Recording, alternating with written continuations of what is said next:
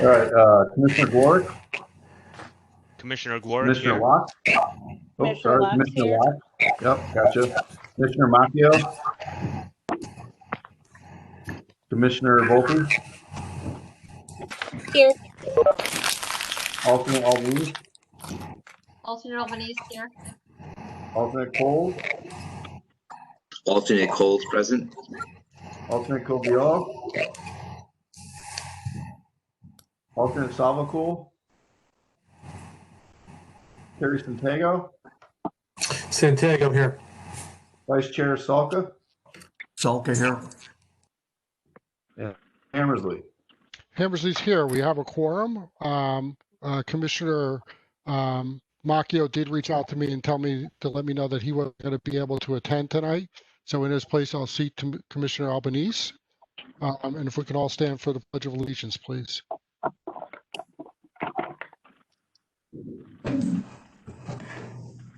I pledge allegiance to the flag, The flag of the United States of America, and to the and to the republic republic for which it stands, one one nation, nation, under under God, God, indivisible, with liberty and and justice for all. for all. We can remain standing for a moment of silent reflection, please.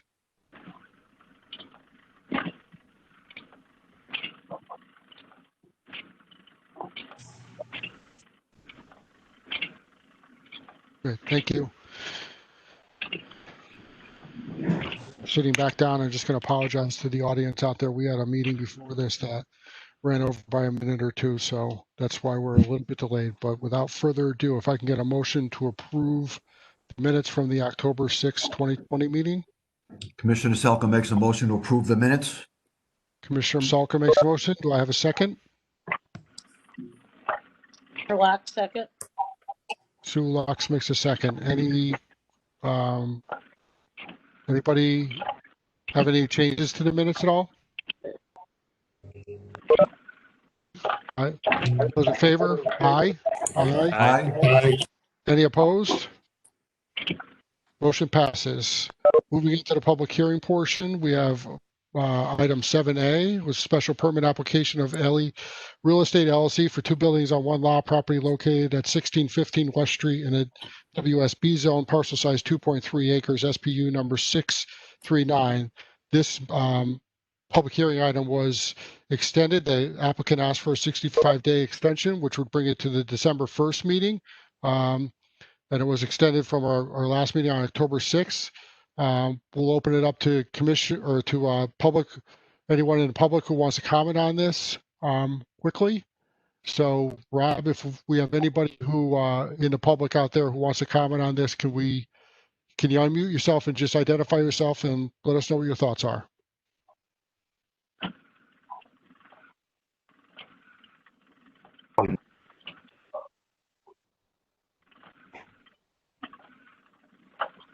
Do we have anybody? Okay, I don't see anybody, so we'll move on to item 7B. Robert Agro, special permit application to build a garage in excess of 3 spaces, property located at 30 Blueberry Lane in an R2025 zone, parcel size 0.59 acres, SPU number 640. This public hearing was continued from our last meeting on October 6. Is Mr. Agro out there?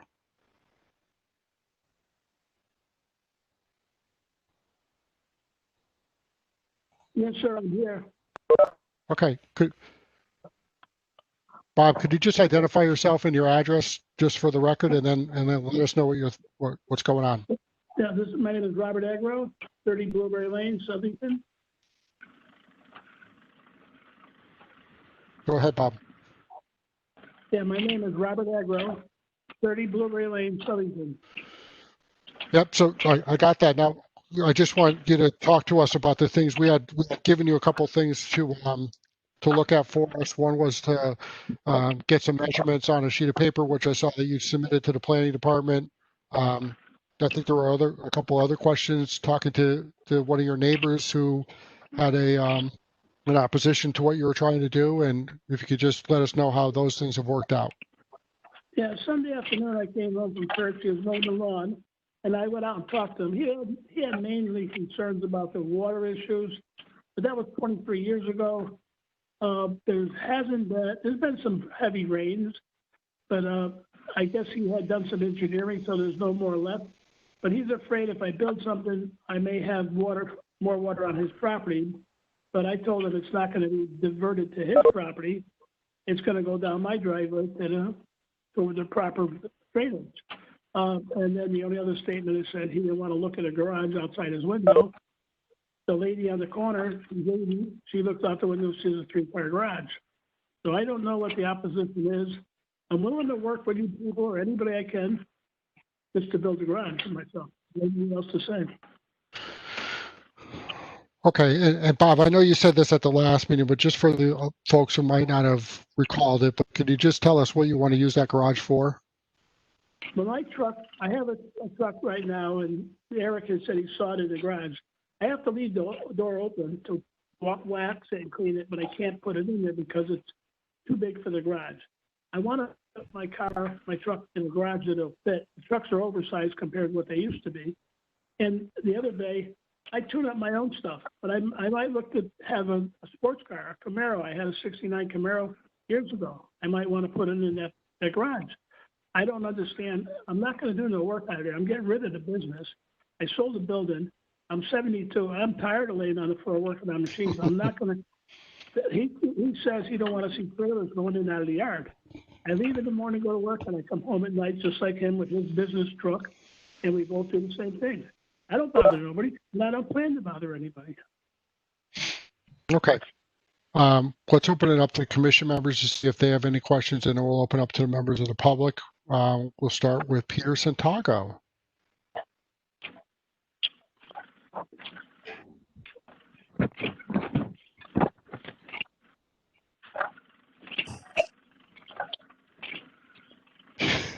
Here we go.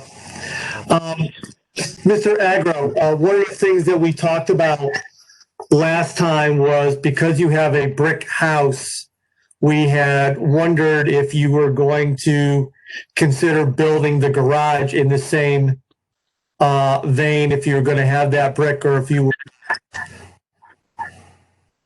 I've switched out to a couple of people getting me prices on that. I've been throughout all these places and picking up mowers, and I see brick houses, half brick, half vinyl, half brick, half stucco. I don't know why we have to be burdened with doing the whole brick, which is a lot more expensive. I mean, I'm willing to put a stucco brick story around it. Vinyl, but I go for the whole brick house. I mean, it's just going to raise my taxes out of whack, and it's gonna cost me more money. So I guess I'm really I don't know what to say. You tell me what you want me to do. Well, here's why we asked the question.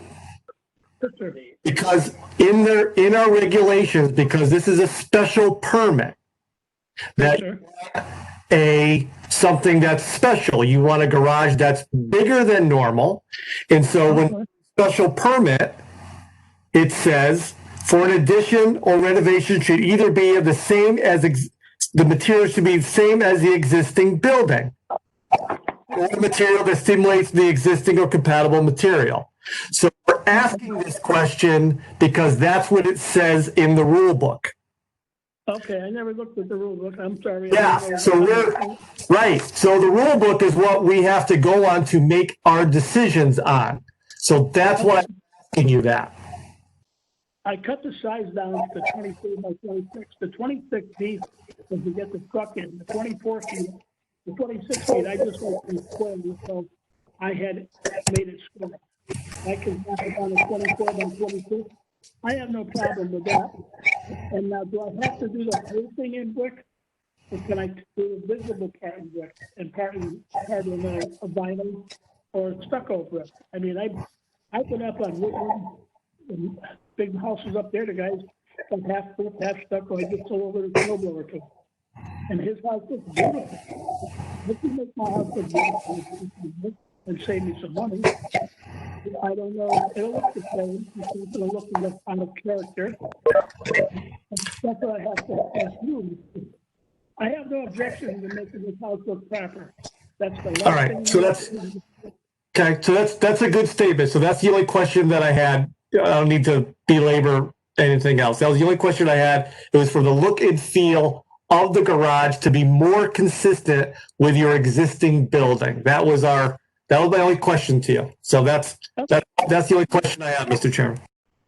Yeah, no problem, sir. I can Th- do my best to put that.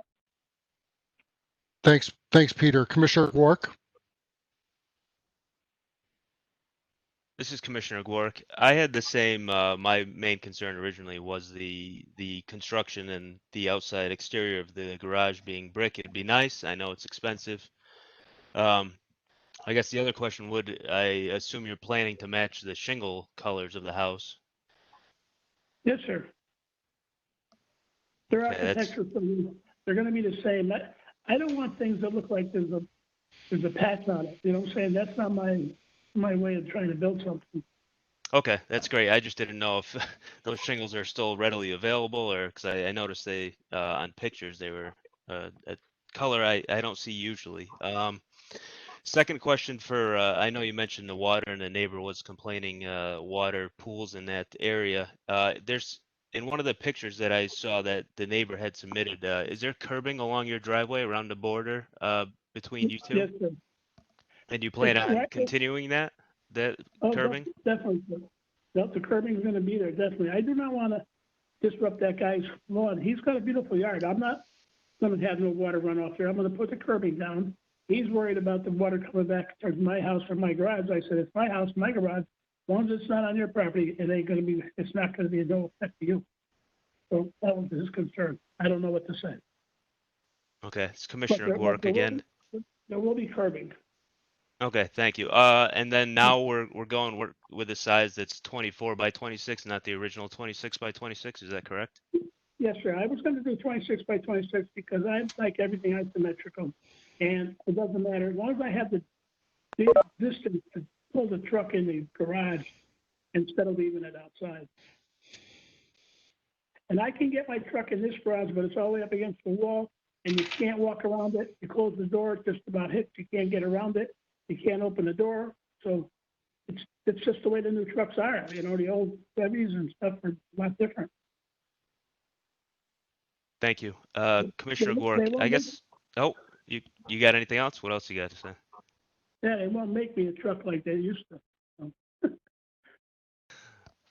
It's definitely true. I guess this is, I guess my 2 cents for the commission members. I'd like to see, I don't know if we could stipulate that construction has to be similar to the house or just the facing that's visible. I don't know what the commission members want to do, but I'll leave that up for everybody else, and maybe in discussion we could decide. Yeah, sure. Yeah, I think during the business portion of the meeting, Jeff will talk about that. Commissioner Gwark, anything else? Nope, that is it. Thank you. Okay, thanks. Commissioner Coles?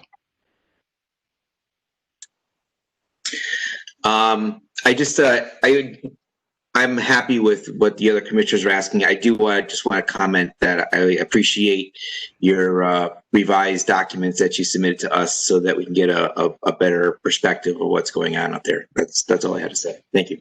Okay, thanks, Caleb. Commissioner Locks? Questions. Thank you. You all set? Thanks. Yeah. So, Commissioner Albanese?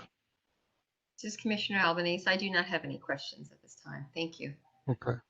Thanks, Teresa. Commissioner Volpe? Commissioner Volpe here.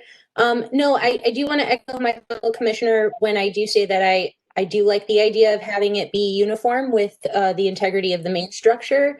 So we can discuss that after. And I do appreciate these new documents. They do help. So thank you for that. Okay. Thanks, Christina. Commissioner Salka? I have no additional questions. Thank you. Okay. Thanks, Bob. I just have one question for the applicant. It appears that the garage is detached from the primary structure. Is that true? Yes, sir. There's gonna be If so, what's the reason for that? There's a 4-foot walkway to the patio out behind the house, so I don't want to have to walk all the way around. The kids come over, the grandkids come over. They can go between the two garages and go to the patio. And if I attach it to the building, it's a lot more money to cut into the roof and the lines it's not gonna be a hideous looking thing. It's gonna be a properly built building. So that's why that 4-foot walkway is between the two, the existing garage and the new garage. Okay, do you have a doorway in the back of the garage? The new garage, is that planned? There's no architectural plans that I saw, so I'm not sure. Yeah, I had some architectural plans. I'd given them to them. I think Rob had them. But there's a garage door in the back of the existing garage, and I could put a garage door in the back of the other garage. There's no problem with that. I can do whatever I want. It's not built, so we can adjust that. Okay. All right.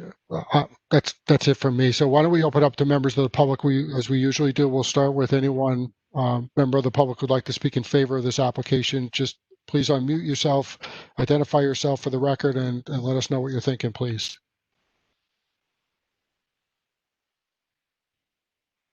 One more call for people in favor of this application to speak.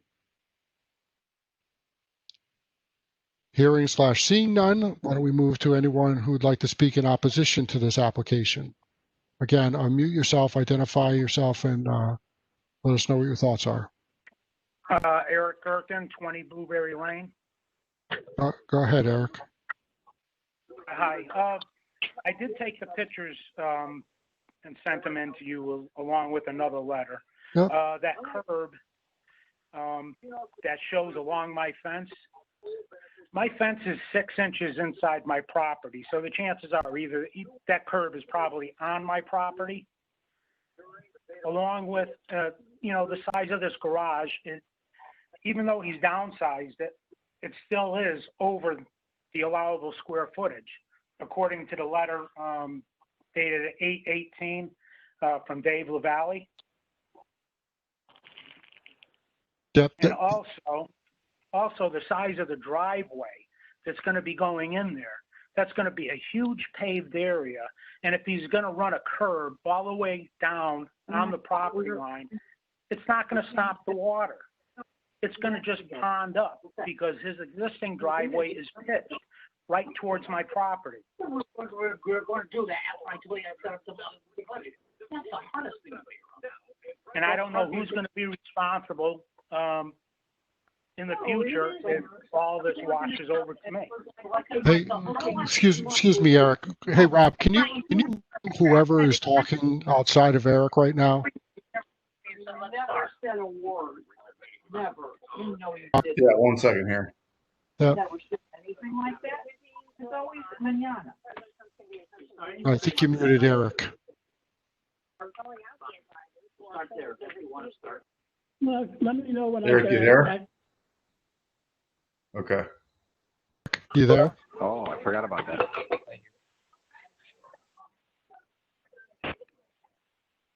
Eric, could you unmute yourself one more time for us, please? There's a lot of background noise. Someone's talking there, so I'm trying to get rid of that so we can actually hear you.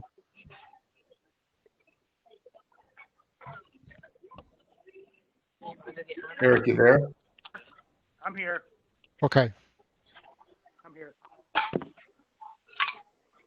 Eric, your call. What's the last 2 digits of your call number? 88. Okay. You see that, Rob? Yep. Gotcha. Go ahead, Eric. I apologize. There was a lot of background noise. It was difficult to hear you. Go ahead. Sorry.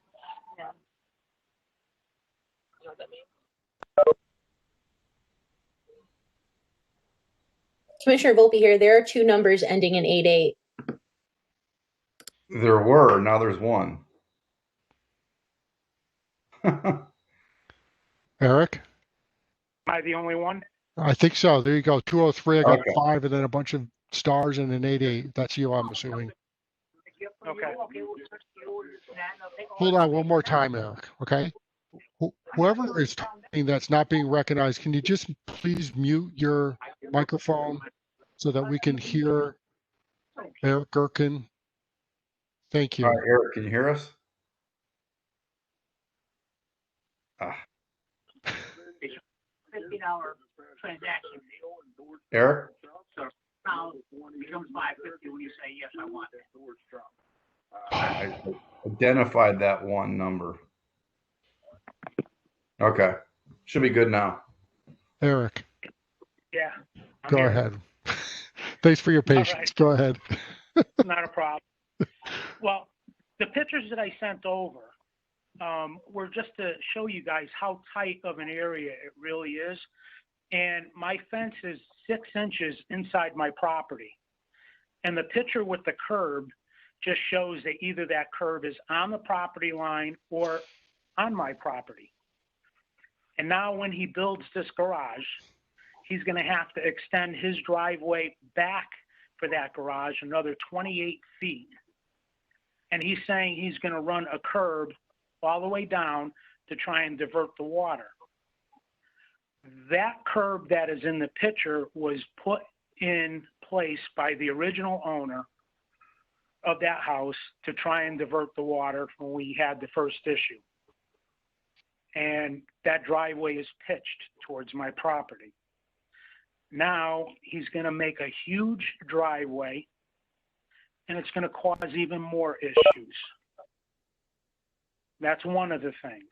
And now this, even though he downsized his garage, in the original letter dated on 8/18 from Dave LaValle, the existing garage is 598 square feet. So if he downsized it, it still keeps him 130 square feet over the allowed size.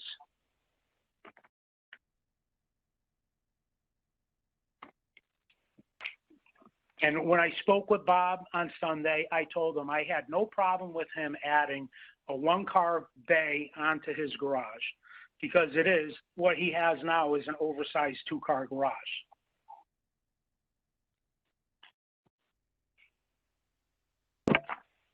Can I speak?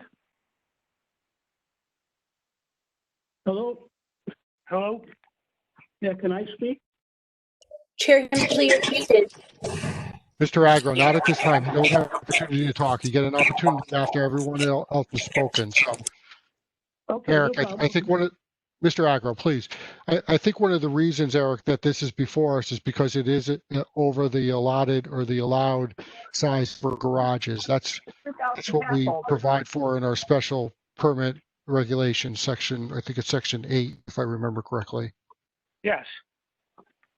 So, And this is just going to set a precedent for the rest of the neighborhood. Now, if somebody wants a garage, there should be no reason that it would be denied. Or, I mean, an additional garage in their backyard. But my main issue is the drainage issue, the driveway, and I mean, my fence, if you could see the picture of the curb and the fence, with the fence in it, you can see it's been hit a few times. And I'm not saying that it's by Bob, or it could have been by the previous owner, but I mean, it's just a very tight area. Yeah.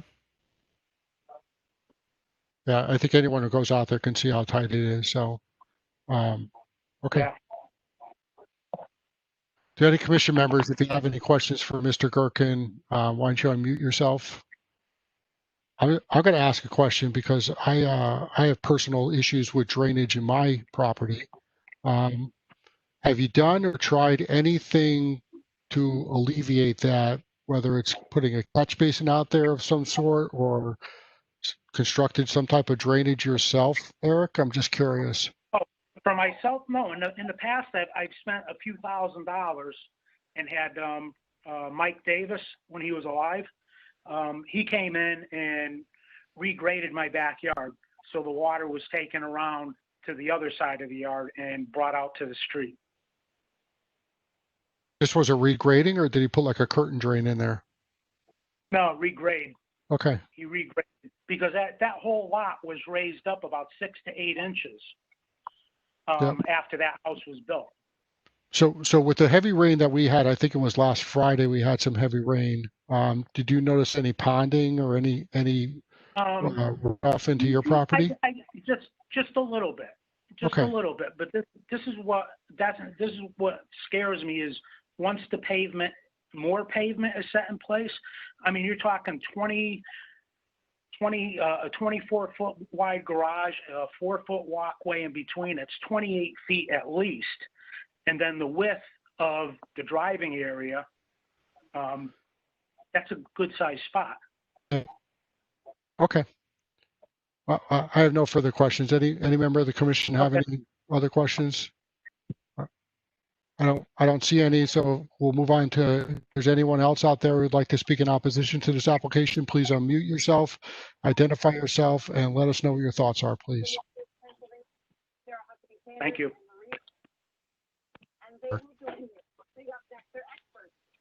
I have all call-ins unmuted. I'll ask one more time. If there's anyone else who'd like to testify in opposition to this application, please identify yourself for us. Okay, I don't see anyone. So, Mr. Agro, this is where you get to respond to the concerns that were brought up by commission members and or Mr. Gherkin. Go ahead. I don't impose any water on his property. This house was built 23 years ago, and he had issues that he said, but I never knew it because I really don't talk to him in regards that much. He works and I work, and don't cross paths. But when I addressed it to him, I told him the driveway is not going to be pitched to his property. 26 more feet of a border on that area. I don't know where the property line lies. His fence is on one side. I have trees on one side. He has trees on the other side. I'm not going to close nothing that will affect his yard. With all this rain, I don't see no pooling on my driveway. All that rain goes right down the end. I don't see where it went to his property. And in the backyard, the soil just sucked it up. And I don't see where it goes to his yard. It's so flat in my backyard. You can roll a marble down it. I don't know. As far as the building's going to be structurally a pleasant building to look at. It's not going to be something that's gaudy. I'm going to spend some money, about $30,000, to put a garage up and do a driveway and whatever. I mean, so I can sympathize with him because he keeps his yard meticulous, and I understand that. And I've had water problems in the past with other people somewhere else, and we rectified it. But this is 23 years ago that this should have been settled, not now. I mean, he has a concern, but I drove the driveway being with the curving going up past there. That's my responsibility. I got to pay for it, not him. And it's going to go pitch towards my property. And the driveway's narrow. His driveway's narrow. I got a 5.9 acre lot. He's got a 5.2. The people next to him have a 5.3, and they got massive stuff all over their yard. So I don't understand why my yard has to be singled out. Well, I'll just say this with regards to that last point, Mr. Agro, your application is in front of us, and there's not another property that has an application in front of us. So we can only look at those applications that are before the commission. Okay. Are there any other commissioners, or are you done? I'm just going to ask all the commissioners to see if they have any questions for you. Are you done, Mr. Agro? Yes, sir. I'm sorry. Well, okay. No, that's okay. Just want to make sure you got a chance to say everything you wanted to say. Are there any other commissioners who have any questions for Mr. Agro? Just unmute yourself and let us know. Mr. Chairman. Yep. Jim Grappone. I'm just wondering if the applicant would be willing to put in a gravel driveway instead of paved. I have no problem with that. I'd rather have it where I could snowblow with my snowblower. I don't care for gravel, but if that's what it takes, then I'll have to do that. I don't know what to say. Like I said, I really had pieces of putting a complete brand new cement driveway down the line. I don't know. That's another stuff if I have the money someday. I don't know. I'll probably die before then, but. Because the topography is relatively flat, so if he puts in a gravel driveway, I think it would percolate into the ground rather than run off. Mr. Agro, just so you understand, Jim Grappone is the town engineer. Yes, sir. So he's a professionally licensed civil engineer, and those are the people who would deal with such things. So he's giving a professional opinion about the drainage issue. All right, yeah, that's no problem. I mean, if that's what it entails, and that's what you want, I mean, I don't think that's going to look nice in the neighborhood with a regular driveway, but if that's what you call for, then I'll meet whatever you people want. There's no disrespect here. You know more than me, and I just want to put a garage up to the spec, to the treatment of the city. Jim, do you think resolve the drainage issue or potential for any drainage problem in the future? I think so. I heard the applicant say that it was for lawn equipment. I don't know if he has, is he intend on putting cars there, but the roof drainage could percolate into the crushed stone or the gravel driveway, which would help also. And it would just be the size of the area where the garage is, proposed garage. So I think it would benefit, and probably wouldn't cause any issues on the abutter. Okay. Thanks, Jim. I appreciate your input.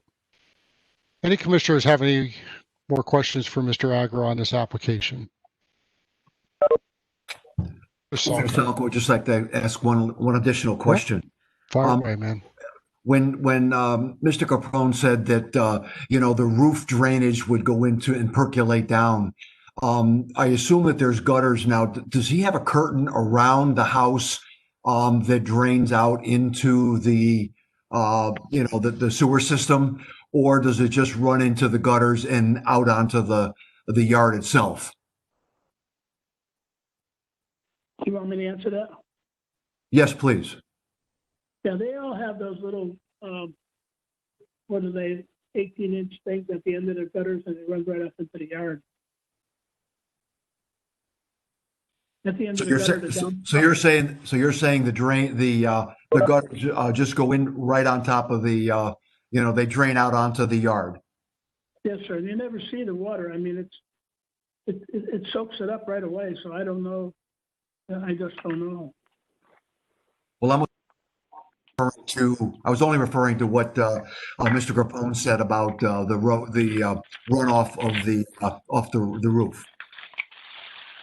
Mr. Chairman, I'd like to ask one additional question, if I might. Of course, Commissioner Salker, go ahead. I know we talked about downsizing the size of the garage. Why does it have to be 24 feet wide? When we talk about an oversized garage, that's if you're just going to put a truck in there, and I understand that it might not need to be deeper. I think you had a 26 feet deep, but why does it have to be 24 feet wide? Why can't it be just a normal size, width of a garage, maybe a little bit larger that'll take a truck, attach it to the house? I understand you said that it might be more expensive. It'll take up less space. You'll have less runoff. The driveway wouldn't have to be quite as big. That's sort of what my question is, and why does it have to be 24 feet that large? Okay, my concern, like I said, I want to put maybe a sports car. I might buy another Camaro. I don't know. Keep it in the garage. I can't fit it. My wife's garage was 2 cars. They say it's a 2-car garage, but the door is only 20 feet wide. The size of the garage is 20 feet by 23, but the cement sides the brick siding only gives you 20 feet to get in the garage. The main thing that I wanted was the 26 feet deep. And me, I like things square, so that's why I went with a 26. But I have no problem cutting it down. If you want me to cut it down to 22 by 26, I have no objection to that. That's just something that I'm a mental case. I like things square. So I don't know. So, if I can, Commissioner Salka, I think that my recollection is that we had a little bit of a conversation about this at the meeting on this application, that if they were able to reduce the garage size by a certain limit, they would fall. Right now, they're 182 square feet under the original plan, Rob? Is that correct? Are you talking to me? Sorry, what was the question? Phillips. Under the original plan of the size of the garage, which was 26 by 26 previously, he was about 182 square feet over the allowable size. Yeah, there's a threshold. If it's below 1,092, total square footage, existing and proposed, that would be a zoning permit. Over that is a special permit.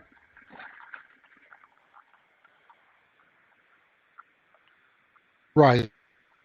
On his original proposal of I think it was a 26 by 26 foot garage, he was at 1274, which put him 182 over the allowable limit, which is why it's in front of us, right? Correct. So if he reduced it to 24 by 26, what is that? What's that footage now? Well, if it's under 1,092, zoning permit. Yeah, I'm gonna pull the calculator out and do the math here. Mr. Chair, this is Commissioner Gork. Even with a 22 by 26, it looks like, according to assessor's data, he had a 598 square foot garage now. Yep. So even with a 22 by 26, he'd be at 1170. Yeah, he's still over. Right. I think what Commissioner Salko was speaking about, Mr. Agro, and I don't want to speak for you, Bob, so if I'm misstating it, by all means, interrupt me and let me know, is that if you got your garage size down so that your total garage was at or below 1,092 square feet, you don't need to come in front of the Planning and Zoning Commission. That's a zoning permit. That's handled administratively by the zoning. Okay, So I don't know what size garage that would mean you would have to reduce it down to, but that is an option as well. Okay, I mean, we'll deal with this application because it's in front of us, but. Yeah, what is it right now, sir? What is my square footage right now? What you currently have, what your existing square footage is? Yes, sir. I'm showing 598. Okay, so 598. And what's the maximum I can have? 1,092. 1092 minus, what was it, 598 minus, I got a good memory, but it's short, so I gotta write things down. So 494 square feet is what I can have. So what's 22 times 26? Mr. Chair, the answer would be 19 by 26. 26 deep, so. Commissioner Gork has the answer for you, Mr. Magro. You got a 19 by 20. Is that what you said, Jeff? Yes, yeah. If he wanted 26 deep, it'd have to be 19 wide, and I don't know if 19 wide is enough for him to get 2 bays and what he wants in there. So. Well, I gotta lose some weight then. Well, I mean that's an option for you. I mean, we'll look. The application's in front of us. This is a second hearing, or second day of the hearing on this. We did bring it up to what I just talked about at the last hearing. So I'm just going to assume that you want to go forward with what you have in front of us. I'd like to. I don't know what else to say. Okay. If I went with a 20 by 26, that's 520 square feet plus 598. Yeah. That's going to be. You're over the allowed limit. That's why it comes to the Planning and Zoning Commission. That's the way the regulations are written. No. I'm not objecting to that, sir, at all. I just did not know. And I'm just trying to get something done. You tell me. Okay. Will this? We'll deliberate on it in the business part of the meeting. This is the public hearing, so I just want to make sure that everything that you want on the record, you have had an opportunity between this meeting and the one on October 6th to say what you wanted to say. I don't think any other commissioners, and if I'm wrong, please speak up, have any other questions, but I think we're prepared to close the public hearing on this. Okay. Do any other commissioners have anything else they want to ask of Mr. Agro, on this application? Mr. Chairman, it's Commissioner Gork. Commissioner Gork, go ahead. So if we go ahead with the 24 by 26 and for some reason we vote, if people oppose it on the board, vote no, could he immediately turn into planning and zoning or the zoning department and just ask for a 19 by 26 or something that fits in there and get approved, or does he have to wait 6 months, or just for his clarification? I think he could. I think he could just come down with the allowed amount. Rob, am I wrong on that? You're correct, Chairman. Yeah. So if he doesn't like, I mean, if we put stipulations on there, and I don't know what the flavor of the commission is, but if we end up putting stipulations on there and he wasn't in agreement with them, then he could go the route of reducing his total garage size down to 1092 or less. Does that answer your question, Jeff? Yes, thank you, Mr. Chairman. I just Okay, wanted to make sure that everybody, that he knew that specifically, Yep. and everybody else did. So thanks. I got it. I have one additional question, please. Commissioner Salka, go ahead.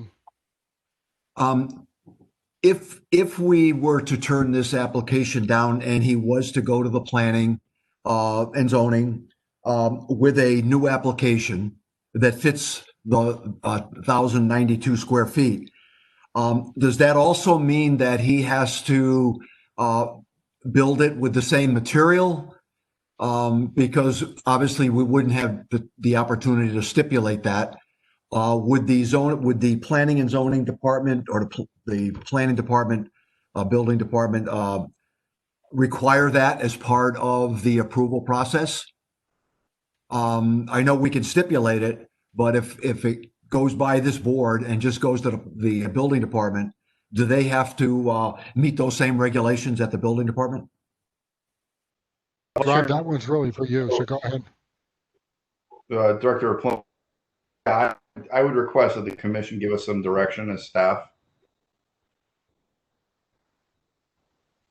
With regard to whether, what his proposal is, if it meets the regulations.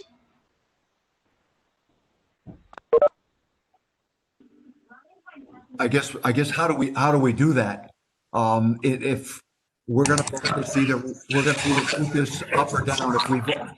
If we vote to approve and we add stipulations, I'm not sure how that's going. I don't know what that is. I think that, Rob, I think that you can. We got. All right. I think that you can. Called in. I think that to your question, Bob Salka, I think that by virtue of us voting, and if we decide to put stipulations on there, that at least provides a framework to planning department of what our thoughts are. And I think that to the extent possible that it wouldn't be unreasonable or shouldn't come as a surprise that those stipulations might appear in a permit that's administered administratively. Do you agree with that, Rob Phillips? Well, if they submit for a zoning permit, assuming that it's below the threshold of the special permit, we're going to look at the regulations, and it has to be a similar treatment exterior, unless the commission directs otherwise. I don't know if that answers your question. So let me ask a follow-up though. So it's baked into the regulations that it would have to be made of a similar material than what the main houses consist of. Is that what you're saying? Exactly. Okay. If it's brick, we as staff view it as similar exterior would be brick. Commissioner Salka? That answers my question. Thank you. Okay. Commissioner, have any other questions of Mr. Agro or of staff? No, I think we're okay. Unless there's an objection from a commission member, I'm going to suggest that we close the public hearing on this. Rob, any objection to that from you? Not at all. Okay. From commission members, so we'll close the public hearing on this one. Move on to item 7C. Brian Eldridge, home occupation application for cottage food industry operator license, property located at 49 Parkview Road, owned by Paula M. Haji in an R12 zone. Home occupation number 76. I hope I did not do a disservice to that last name. Are we all set? Yeah, Bob, we're all set until we get to the business part of the meeting. So is Brian Eldridge on here or someone representing him on here? Yes, I'm on here if you can hear me. Go ahead, Brian. If you could just identify yourself and your address just so we get it on the record, please. Go ahead. Yeah, my name is Brian Eldridge. I reside at 49 Parkview Drive, Plainsville, Connecticut. And it's Hatchie. It's Irish. It's okay. It's commonly pronounced that way sometimes. You're just trying to make me feel good. So No, it's all good. Brian, why don't you why don't you just go ahead and tell us what your plans are on this, and let us know what you plan on doing. Go ahead. Well, actually, I don't know. I think Christina might be familiar with it, but I, after high school in Southern High, I went to the Culinary Institute of America, and I did fine dining for about 4 years. And then I started a urban farm, and now I'm actually trying to kind of get back into the culinary field. Pretty much just do breads, pastries, baked goods. I'm really working with DCP to try to get allowance to do fresh pasta. Pretty much just selling it with the cottage food license with what it allows me to do direct to consumer. That's pretty much it. All right. Sounds good. Any questions from members of the commission? I'll let you, I think it would be more efficient if I just let you unmute yourself and just identify yourself, then go through a roll call. This is Commissioner Coles. This whole thing by the time we're done sometime in the next couple months, hopefully, but go ahead, Caleb. Hi, thank you for your application. So I do have some questions about the expansiveness of the application. It sounds like you're going to do some baking, and then mixing for pastas, if that's the case. My concern is that if you make this to a level where it's going to be profitable for you, I have some concerns about a home style kitchen being able to satisfy the needs of what you're trying to do there. We had a recent application that came before us a couple of weeks ago, and that was covering some items in chocolate, which I from my perspective is a pretty low invasive kind of methodology of making a confection. Once we start to go into baking, obviously you're going to be your equipment and stuff like that could certainly be home style, but you are going to be producing smoke, steam, vapors, and things like that. You are in a pretty tight area with regard to your zone. I do have some concerns about nuisance odors. Not necessarily that people, I like the smell of baked bread, but some people don't. And so, having that kind of generated in that area, I do have some concerns with. I think that was the one and only thing that I did have some that I just wanted to air out there. I'll give you the other commissioners an opportunity to talk, and then you can kind of let us know what your thoughts are on that. Yeah, I can answer that whenever. Yeah, and then one last thing, I guess, is the exact nature of the entire menu that you're going to be doing. I'd kind of like to know, how much you're going to be doing out of the house, and then also how or where are you going to sell this stuff. What we don't want to have happen is a bunch of people showing up to the residential neighborhood coming to pick up a bunch of products. That's not okay with us, or with me at least. Of course. Yeah. Would you like me to speak to that now? Or? Go ahead, Brian, if you want to respond to Commissioner Caleb's comments. Of course. Go ahead. So as far as bread production goes, I know it seems rather intimidating. It's actually, to be honest with you, rather simple. It's literally flour, water, and yeast. Sometimes you have some enrichments like butter or eggs, but really I'm using a KitchenAid mixer. I'm using half sheet trays that you'd find in your normal kitchen. I use a pizza stone to cook some of the bread in my oven. Something it's just a regular basic kitchen stone you probably could find online. I believe it's 14 inches. I have a hood over the stove. I mean, there's no smoke. Maybe there's a little bit of steam, but to be honest, the only smell you're going to smell, maybe if you're walking by, is fresh baked bread. Potentially, at certain times. Usually I do a lot of baking at night. So with the nature of way baked goods are sold, usually fresh day of, baked day of, and sold. Most of the baking's done in the wee hours in the morning. So, I mean, in the exception to, I guess, random jogger at night, probably nobody's going to smell it.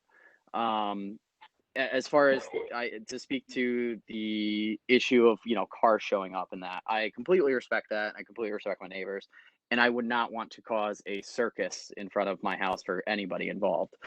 My personal, I guess, stance on it would be I'd like to do a lot of it delivery, direct to consumer, similar to how anyone would order a pizza. A minimum, like maybe a $20 minimum, but I would be advertising on Southern Talks, actually giving away some bread products on there for free. But just basic kind of grassroots school Southington local marketing. Obviously, if it turns into a smashing success, I would love to maybe branch out into a brick and mortar. But right now, I really just want to keep it small, pretty much to the same standards that the other people in town have that have cottage food operators. I mean, I know there's a lot of people selling fritters. There's some people selling chocolates. There's a few people selling baked goods and cakes. It would really be nothing too extreme to that point. It just basically just something different. Fresh baked breads. Like I said, the fresh pasta is in the works, but that's very much down the road, and I've had to consult with DCP a lot with that to get it acceptable on cottage food. I mean, water activity tests, pH tests, the whole nine yards. But I mean, I was ServSafe certified until 2015. I scored a 91 on it. I had a 3.73 at culinary school. I definitely know my food much more than my other business ventures, ironically enough.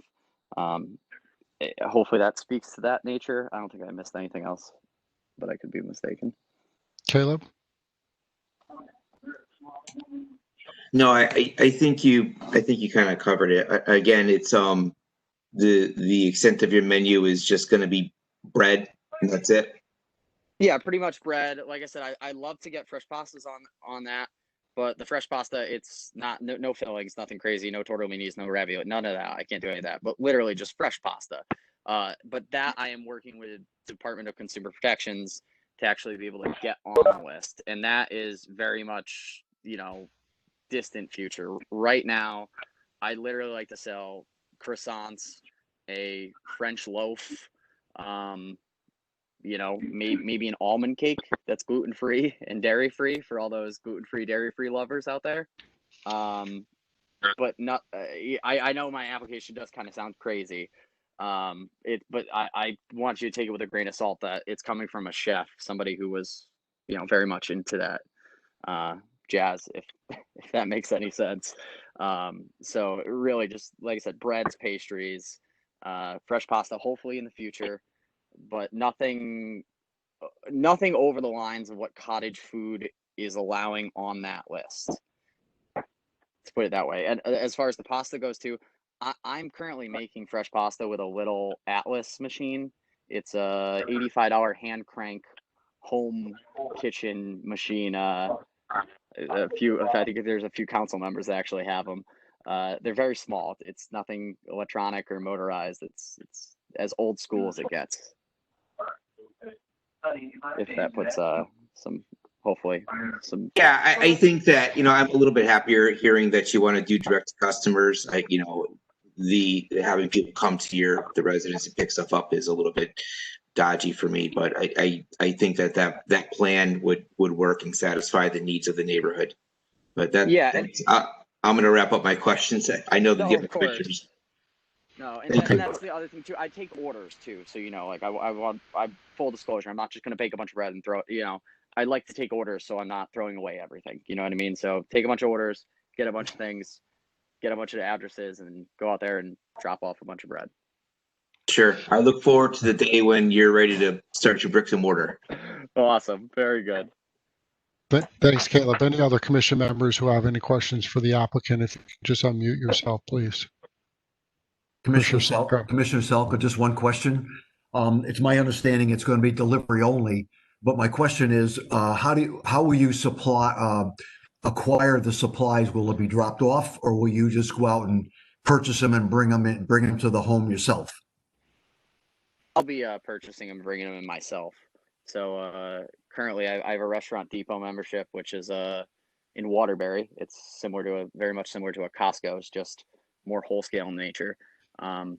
literally, I'm just bringing in a couple bags of flour, some milk and eggs, nothing crazy, no animals, no big things like that, to say the least.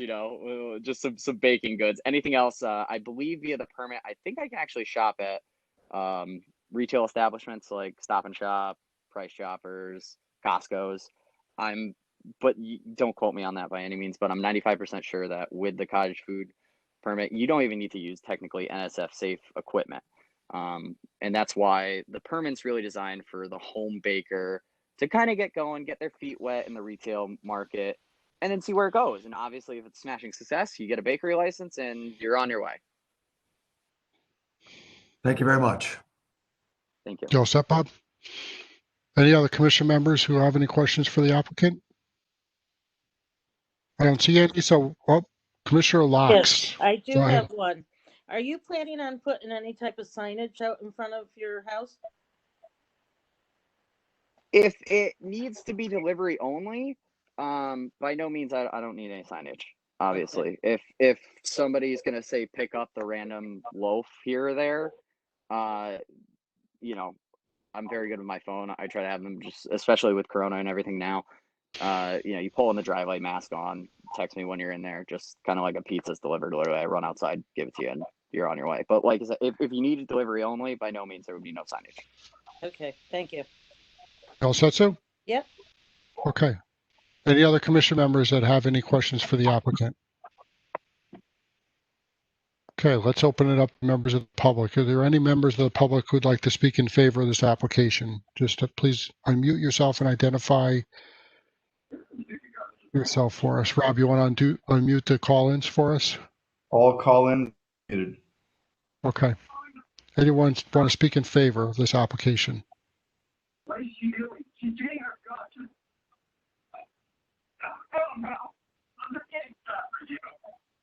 I hear something, but it doesn't sound like it's anyone who wants to speak on this application. Do we have anybody who wants to speak in opposition to this application?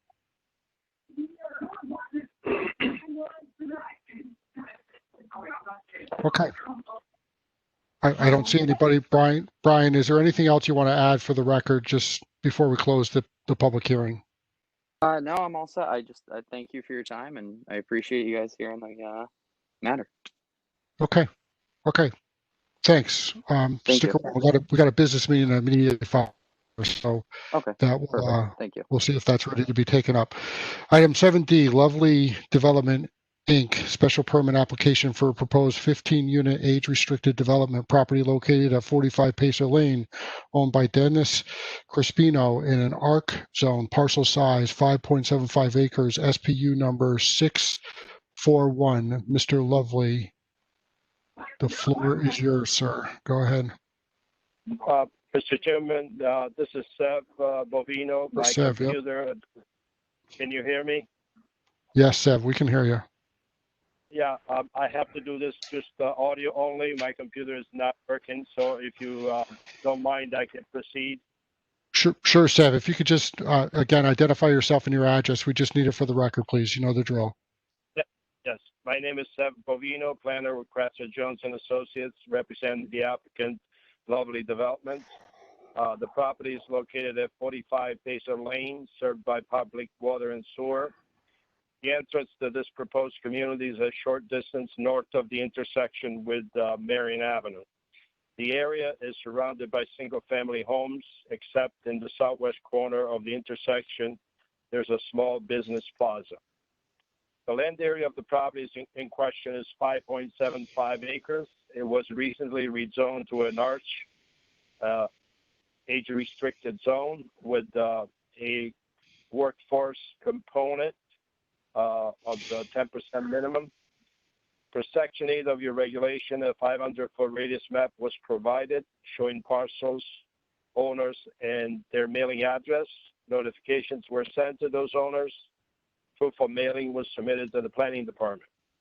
The proposal is for 15 single-family units of 14 to 1,600 square feet each, spread out through the site, accessed by a private landscape road with cul-de-sacs, enhanced by green space in each location.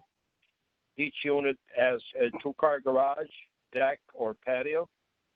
There will be foundation plantings with low-flowering shrubs, in addition to street trees all around the project. The minimum separating distance is 25 feet. We are providing a minimum of 27 feet from unit to unit.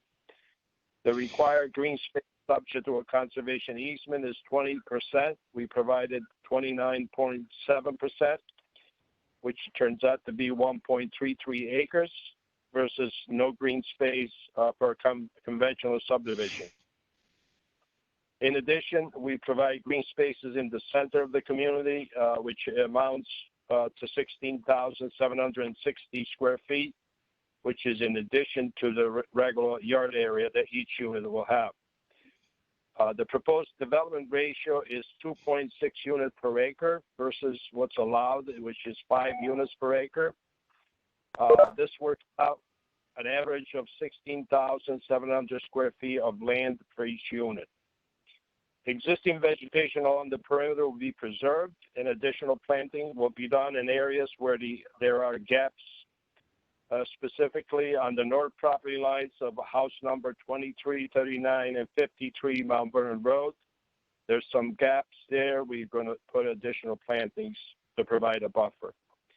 The entrance is designed as a boulevard with landscape center island and stone pillars. Will be some screening where necessary on either side of the entrance. All lighting in the community will be full cutoff LED lighting, will be shielded. The maximum height of pole-mounted lights will be 12 feet. No floodlights are permitted on the units. There will be some decorative benches here and there. The trash removal will be from a private contract to a hauler. The roads, utilities, drainage system, detention area will be maintained by the association, not the town. We believe that this proposal provides a high-quality development, provides enhanced open space, provides flexibility in design, and provides needed active over 55 housing for the community. To summarize, the minimum project area is 5 acres. We provide 5.76 acres. Maximum units per acre is 5. We are proposing 2.6. Maximum building height is 32 feet. We're proposing 20-foot height homes. Maximum impervious coverage is 50%. Our impervious coverage is 26%, thereby leaving a lot of green space. Minimum frontage of entire project is 75 feet. We have 101 foot, 101.22 feet. Minimum side and rear yard of the entire project is 25 feet. We're providing at the closest point 35 feet. Minimum setback from the interior drive is 20 feet. We have 23 feet. Minimum building separation, as I indicated, is 25 feet, and we provide 27 feet. The conservation easement green space is 29.7%, and the required is 20%. If you have any questions at this time, I'll be glad to answer. So thanks, Evan. I think on this one, we'll go through the roll call and I'll just ask members if they have any questions. Let's start with Commissioner Locks. On any of the green spaces, there room for walking and stuff around this area? Yes, you can see that we provided a site development plan, site and landscape plan. You can see all those small cul-de-sacs. There's areas that you can walk there and walk around the community. There is no walking trail in back of the units. We try to maintain privacy there. Okay. But they can walk within the community. Okay, great. Thank you. Thank you. Thanks. So Commissioner Gork.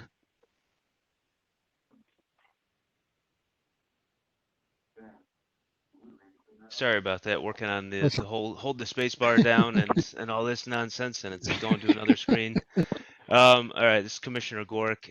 So I have a couple questions let me just get back to the thing I was just looking at, the drawing. For 51 South Fork Circle, that property that abuts to the north, Unit 6. It looks like they have a trampoline, and that's the edge of their lawn that goes, between the CL&P easement there. Is there going to be a buffer between Unit 6 and 51 South Fork Circle? We cannot plant anything under the easement, so we're going to have to deal with the plantings in back of our unit up to the easement, but we cannot plant anything within the easement. And the trampoline, they would have to talk to that property owner and move the trampoline and off the property. Okay, thanks. Also, is there going to be any access trail? I know there's not going to be any paved access or anything, but access to South Fork, the circle, the cul-de-sac there, or is that going to be kind of walled off? Or I know the tree line ends there and there's kind of a little gap, but I didn't know if you had any plans for access to there. We don't show any access there, but if the commission feels that they want us to provide a walkway between units 6 and 7 to go to South Fork, we can do that. Yeah, no, I wasn't. I was just trying to, keep it all separate so it's, not as visible from South Fork Circle, just because, especially with the easement there, and then instead of looking at, now it's not going to be woods anymore. It looks like it's all going to be open, and they're going to see all this development. I know you said the lights are going to be all down facing, so that the lighting might not be a concern, but it's always a shock to the system when all of a sudden there's new development in your area when you're used to looking at woods for years. We get planned along the edge of the easement in the back of units 6 and 7, so that we shield that area. Okay, yeah, that'd be great. That'd be something I'd like to see there. The last two, I guess I have, is it number 39 and 23 on Mount Vernon? You said, I see on the thing there's proposed arborvitae screening there. Is that going to extend along that entire property line for that property, or just where you depicted that area? I show those two areas as an example. It will be whatever there's a gap in the property there. We're going to plant trees. If there's a gap, we'll cover it. Okay, perfect. That was all the questions I have. Thanks. Thanks, Jeff.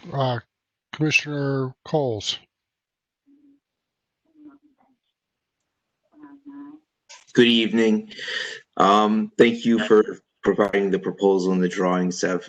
So, little story. I grew up in this area. I grew up on Lagana Avenue. I grew up while school for all of my elementary school learning.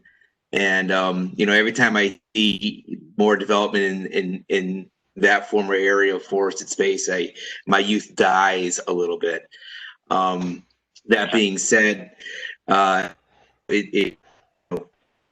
the proposal is here, and we have to look at the proposal in a serious manner. So my questions are this: the turnarounds within the neighborhood, they look, and again, it's a matter of perspective because we just see this little drawing. Emergency are a concern if they can turn around in a smaller space. There is sorry, again, it's very difficult to see, and I apologize if it's just the way I'm looking at it. But do the streets, are they two-way streets, or how wide it's essentially because it's a private road, but as we come in the main entrance, it's a little boulevard of sorts, and then it winds down into a normal, typical driveway kind of a thing. Trying to get an idea of, how wide is that? Can cars easily fit back and forth facing each other? And can emergency vehicles easily traverse that space? Yes, the entrance is a boulevard, and then when the island ends, the paved area will be 32 feet, which is 8 foot bigger than the normal roadway. Most roadways are 24, 26 feet.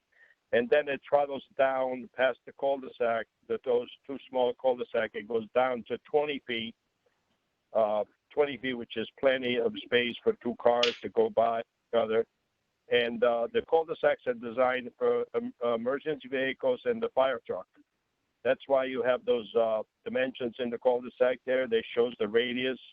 Those radiuses I've taken from the template that the fire department provides, and the fire truck will be able to move around that cul-de-sac.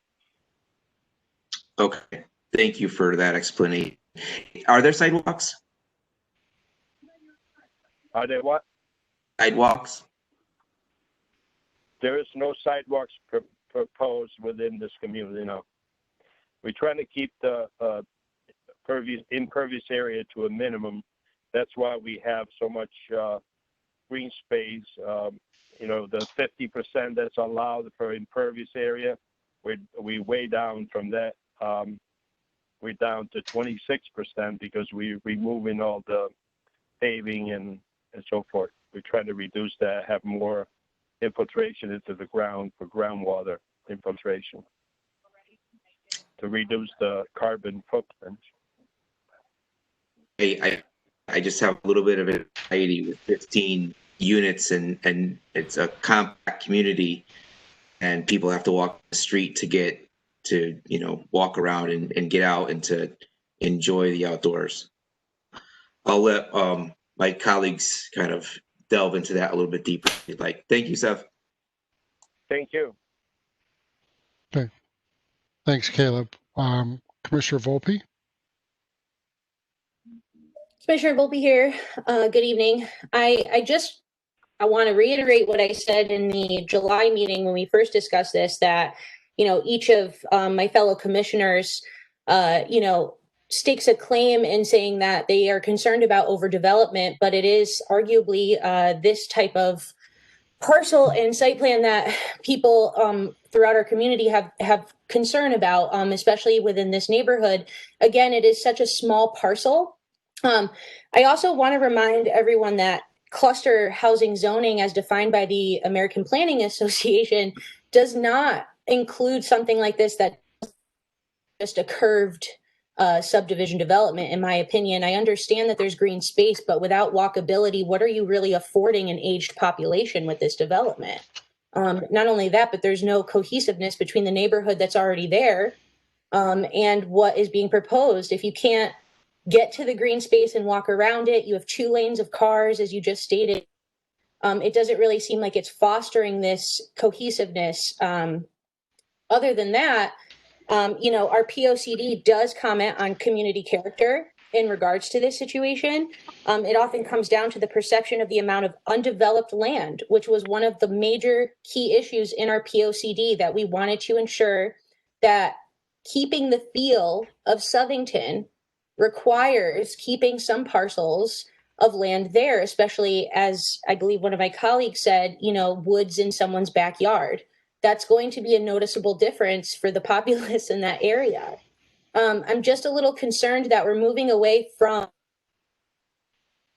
of age clustered housing is in our town, and just putting another area, at least from an aerial view, it will look like a similar subdivision within this area. I also want to bring up the fact that there are not many amenities for an aged population over here.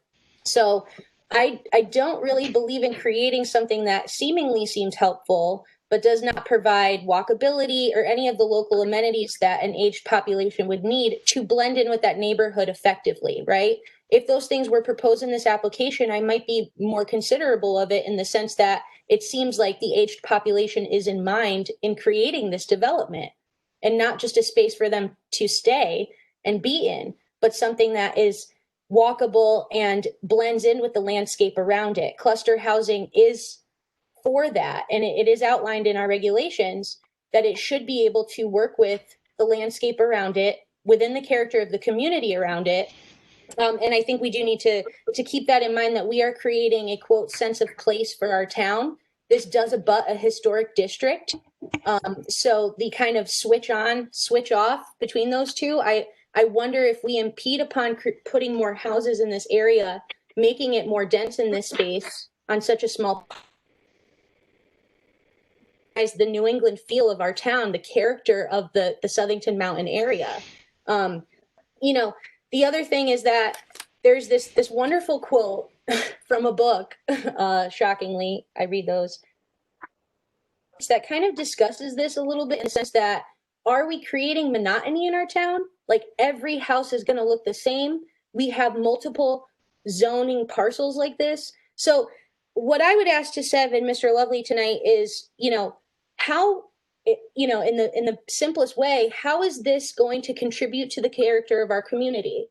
How is it going to contribute to the character of that neighborhood?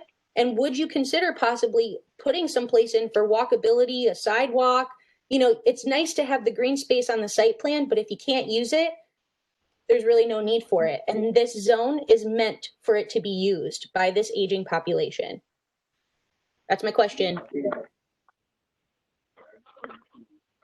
Mr. Chairman, through you. Yep. Go ahead, Seth. There is two kinds of open space. You have active and passive. In this case, we have the active, the passive open space, which surrounds the property.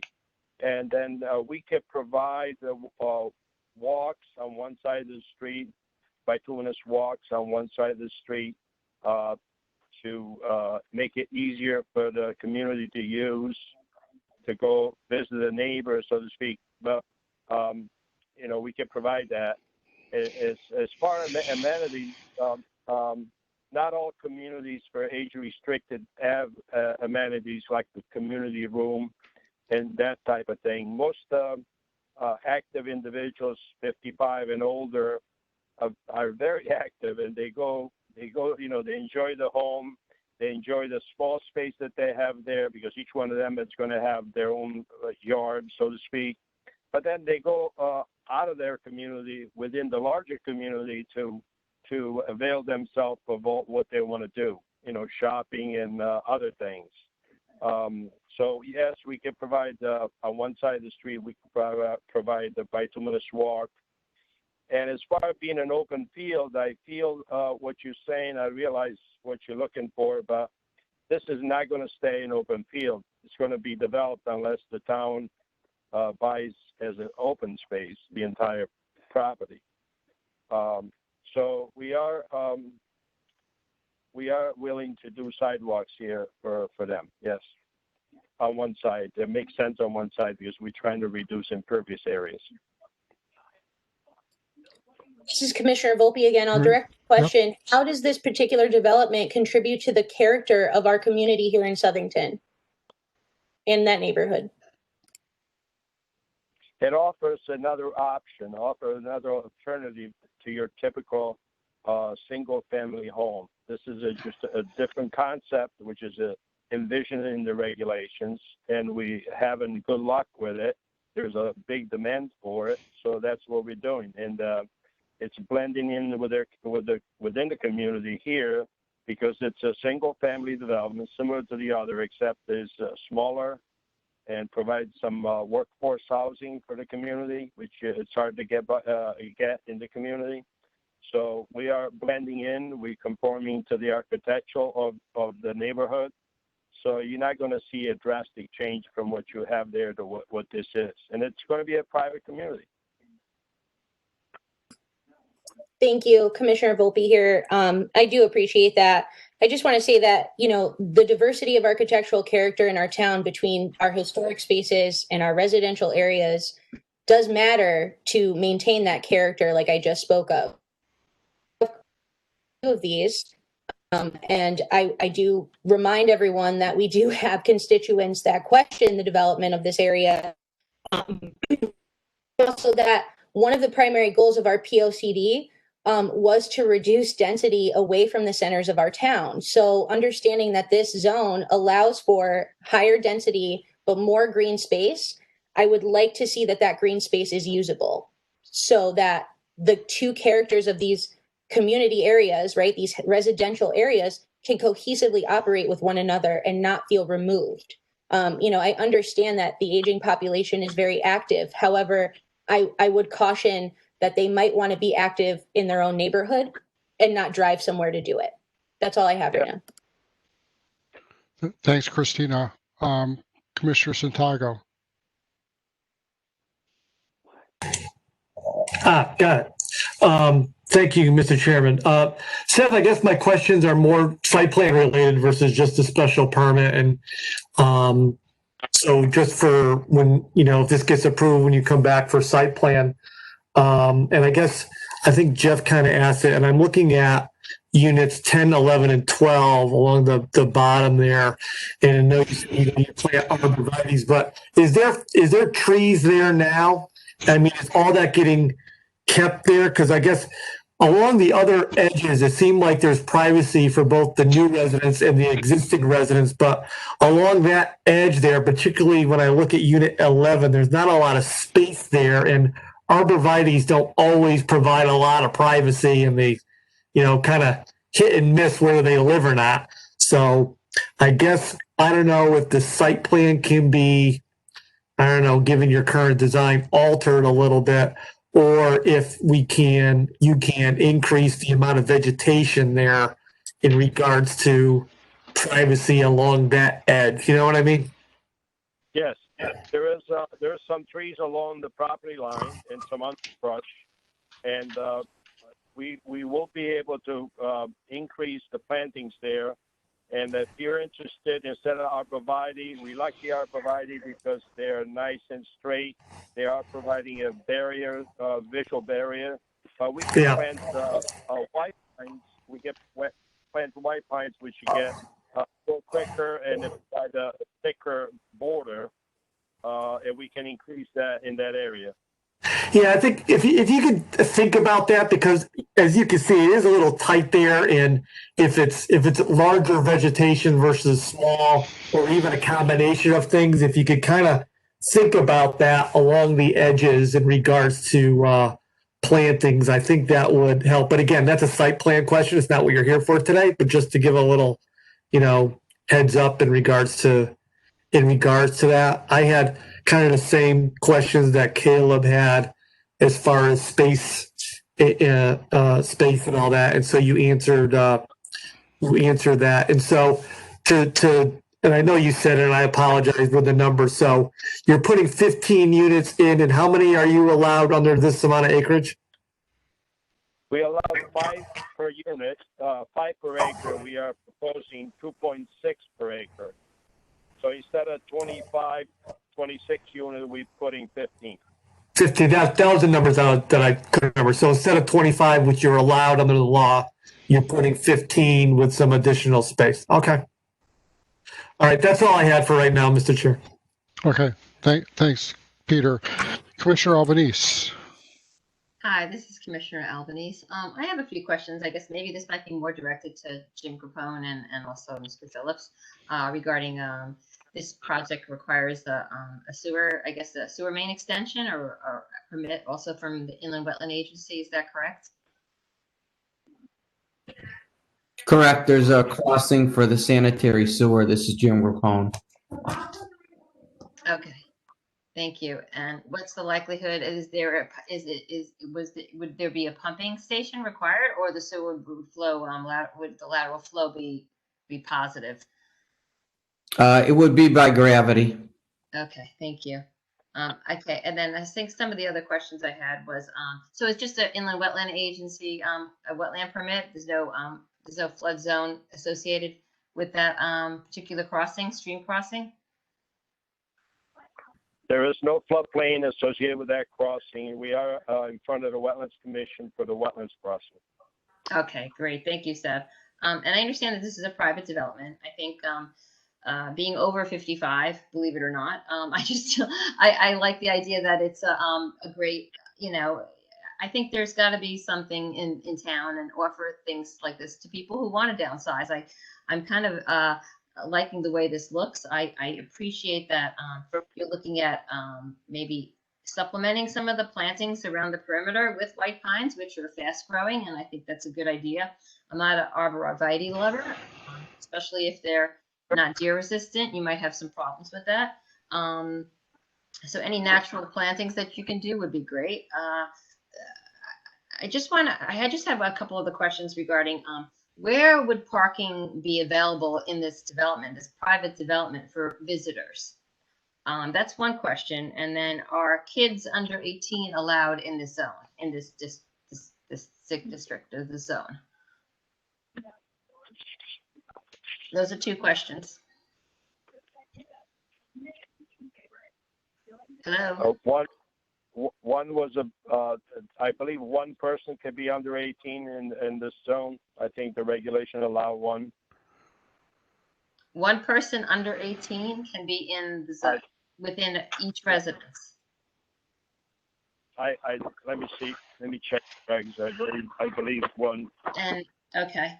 And then what about parking for visitors? I mean, do you see some overflow going on to Pacer Lane if people, need to, or South Fork? Well, South Fork's very far away because there's no connection there. But do you see folks parking on Pacer Lane if somebody has like a huge party or something? No, there won't be parking on Lazy Lane. Peso Lane. There's 2 parking spaces for each unit. Plus, in front of the unit, there's room for at least 2 additional cars. Is that on the road? Then they can park around the cul-de-sac or in the road, our private road. They could park some of them there. There's room there for small parties. I mean, if you've got 40 people there, that could be a problem. But we don't expect that to happen there. Right. Okay. All right. Okay. Well, that's if you can get an answer to my question regarding if children are allowed in this particular. Yeah, I believe Rob, you're on the phone, right? I believe one person can. I'm reviewing the regulations real quick right now. Hold on. So if children under 18 may be allowed, but I'll wait for Rob to get back to us. But children clearly college age student are allowed.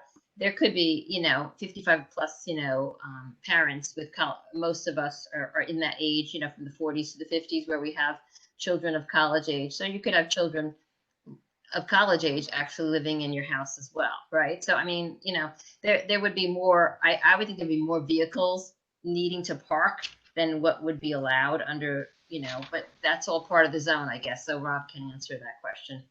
Yeah, Rob Phillips, Director of Planning, Section 3-09.3 permitted uses. Each housing unit shall be occupied by at least one individual who is age 55 years or older, may have a spouse or other occupant who must be age 18 or older. An occupant pursuant to subsection A2 above who has survived the individual in subsection A1 above who has an ownership interest in the dwelling. Any occupant pursuant to subsection A2 above who has an ownership interest in the dwelling where the individual in subsection A1 has entered into long-term care facility. So no one under the age of 18. Okay, thank you. Commissioner Albanese, thank you very much. I have no further questions. Thank you. Thanks, Teresa. Commissioner Salka? Commissioner Albanese really asked the question that I was concerned about. We've talked about buffers, and I think we can work through that. I am concerned about the parking, and are all of the homes basically the same style, or are they? I only saw one picture of a ranch-style house. Do they vary in configuration, or are they basically a cookie cutter type? Okay, there we go. I believe there's three style homes, but they're all colonial, and they're all French. Okay, and they are a 2-car garage. That was my other question. Yes. Okay, all the other questions that I had have been answered. Thank you. Thank you. Okay, thanks, Bob. Sev, are they all 3-bedroom units? Mark Lovely is available. I believe they're 2 bedrooms, 2-bedroom units. It's in a mix. I'm wondering if Mark can chime in this. I unmuted Mark, but I'm not sure what's going on.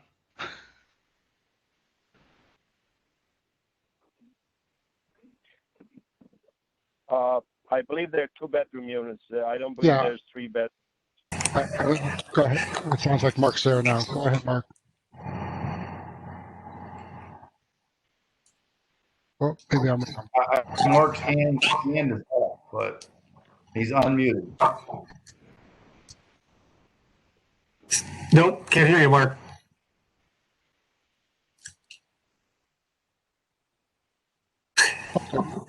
We can come back to this.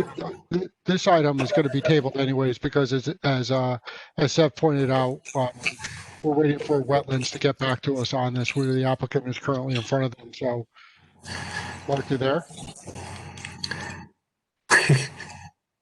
Okay. So I don't have any further questions. I do agree with the points that were raised about the parking issue, and I just encourage the applicant to take a look at the regulations 3-0917, which talks specifically to the parking. Just take a look at that when you come back in our next meeting, I'm guessing. But let's open it up to members of the public. If there's any member I am of the on here public, now. If you want to hear me, can you hear me? Oh, Okay? there's Mark. I can hear you, Mark. I ended up calling, and for some reason I could not get in. So, Mark Lovely, President of Lovely Development, office at 710 Main Street, which I've said that about 4 times. Basically, a couple things on the comments from the commissioners. These homes, there are 3 different sizes. There is no 2 of the same next to each other. We don't let 2 of the same color go next to each other. If you go down to Kingsridge, you might see a couple grays, but they are different colors. We do different doors on the front, different porches and different things like that on these. The homes here, we did do a little farther apart than we did at Kingsridge to give a little bit more space between them. When we went in for the special or the zone change, the homes that you're looking at over by 10, 11, and 12, those were pushed right up against the 20-foot setback. We actually have moved those 35 feet away from the property line to the patios, not to the houses. Those are going to be 45 feet to the houses. So we moved those back and redesigned this to be about 25 feet farther than they were on the original plan. So we're about 25 feet in from the setback. Our plans is any trees that are not there, we're planning on putting pine trees. We could put pine trees or arborvitaes, whichever ones the commission would like, so we don't have a problem doing that. As far as there's a couple comments of if there's a need for these in town. Kingsridge is actually 100% sold out right now, and with people just hearing about this through the town, there actually is a list of people who, about 11 of them, that would be interested in purchasing these here if this did get approved. Okay. Thanks, Mark. I appreciate that.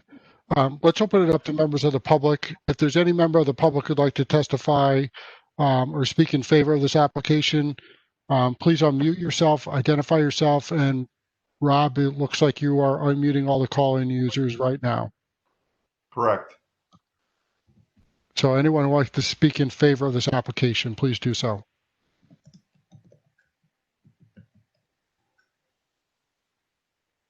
Okay, I don't see anybody right now. Is there anyone who'd like to speak in opposition to this application at this time?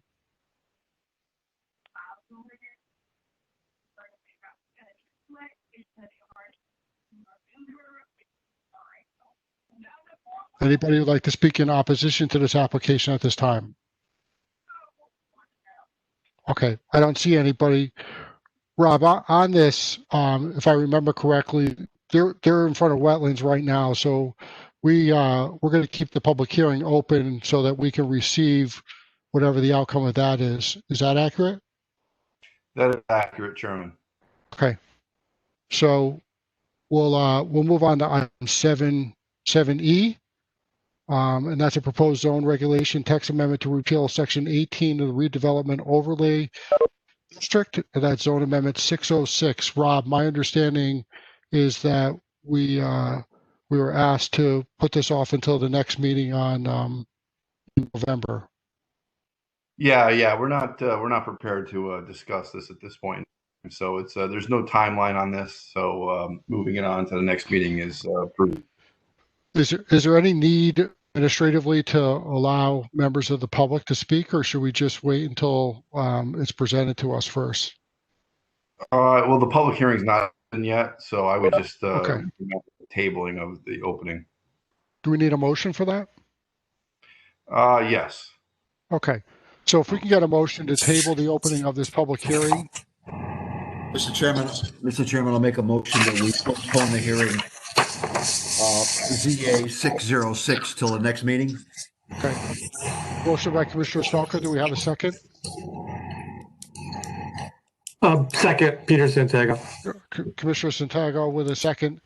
Is there anybody, or I guess all those in favor, say aye? Aye. Any opposed?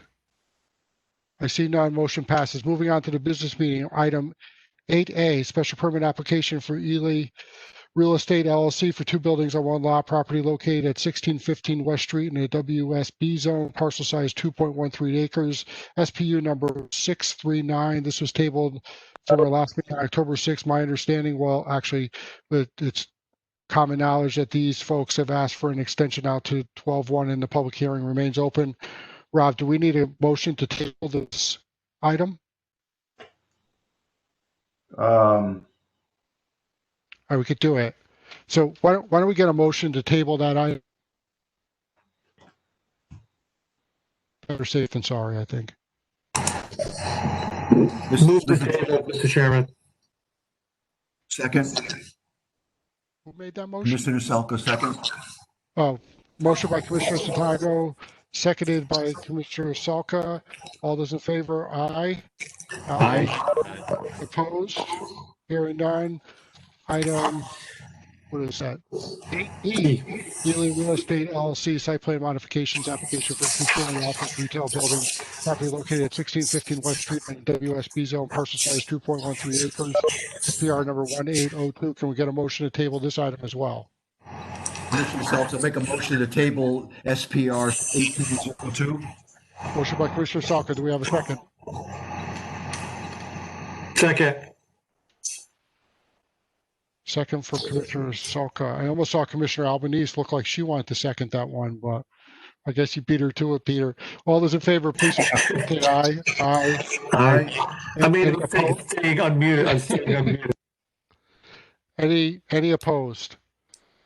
Motion carries. Item 8C, Robert Agro, special permit application to build a garage in excess of 3 spaces, property located at 30 Blueberry Lane in our 2025 zone, parcel size 0.59 acres, SPU number 640.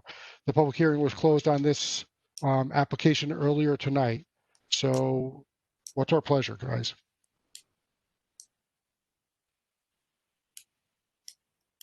This is Commissioner Salka. I'd like a motion to deny SPU 640.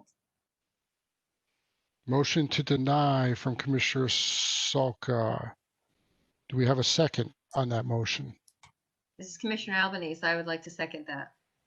Commissioner Albanese seconds the motion to deny. Go ahead, Bob Salka. Why don't you give us your reasoning here? I think it's in excess of what he really needs at this point. And number two is I'm concerned that just the overall size and the location of it. I'd like to see that building attached.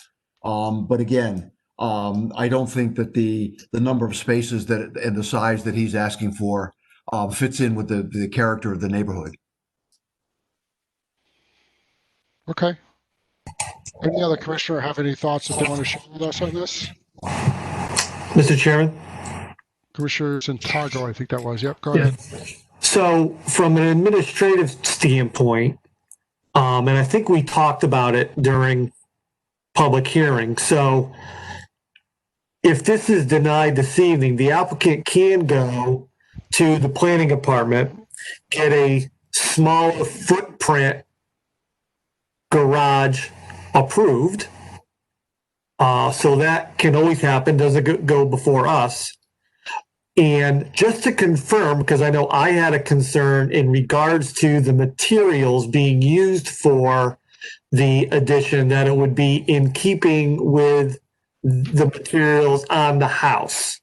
So just to confirm, Rob, if indeed the applicant was to come to your department and seek a smaller garage in keeping with regulations, would you insist upon some degree of materials being consistent with the home? Yeah, absent direction from the Planning and Zoning Commission, we would have to, come to the conclusion that it would have to be a brick treatment which is similar to the house. Commissioner Santiago. Okay, because I had, that's the next avenue for the applicant. Should it be denied and goes to the planning department? So I would want certainly anything that's put there to be materials be in keeping with what the house looked like. That's all I have. Okay. Thanks, Peter. Any other commissioner would like to speak on this motion? The motion is to deny the application. This is Commissioner Gwark. Commissioner I'm nervous Gwark, go ahead. if we deny this, then we're going to lose our ability to stipulate what we want as far as drainage, either, stipulating gravel or crushed stone, or like Commissioner Santiago said, where we lose our ability to stipulate that it be of the same construction. So I'm against denying it, and I'm for it. So I'm just nervous if we deny it and he goes to the zoning and just gets a zoning permit, then he's just gonna be able to build what he wants to build without any input from us. So I hesitate to vote against it. Rob Phillips, Director of Planning again. Just to be clear, direction from Planning and Zoning Commission, we would require the applicant to utilize brick if that's the principal structure is brick. We would require it to be brick unless you direct us otherwise.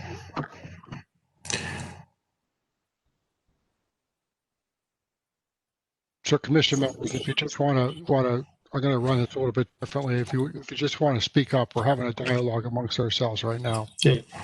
So, Rob, Peter, just identify who you are, just because they got to take minutes on this. So I want to make sure that she has that, please.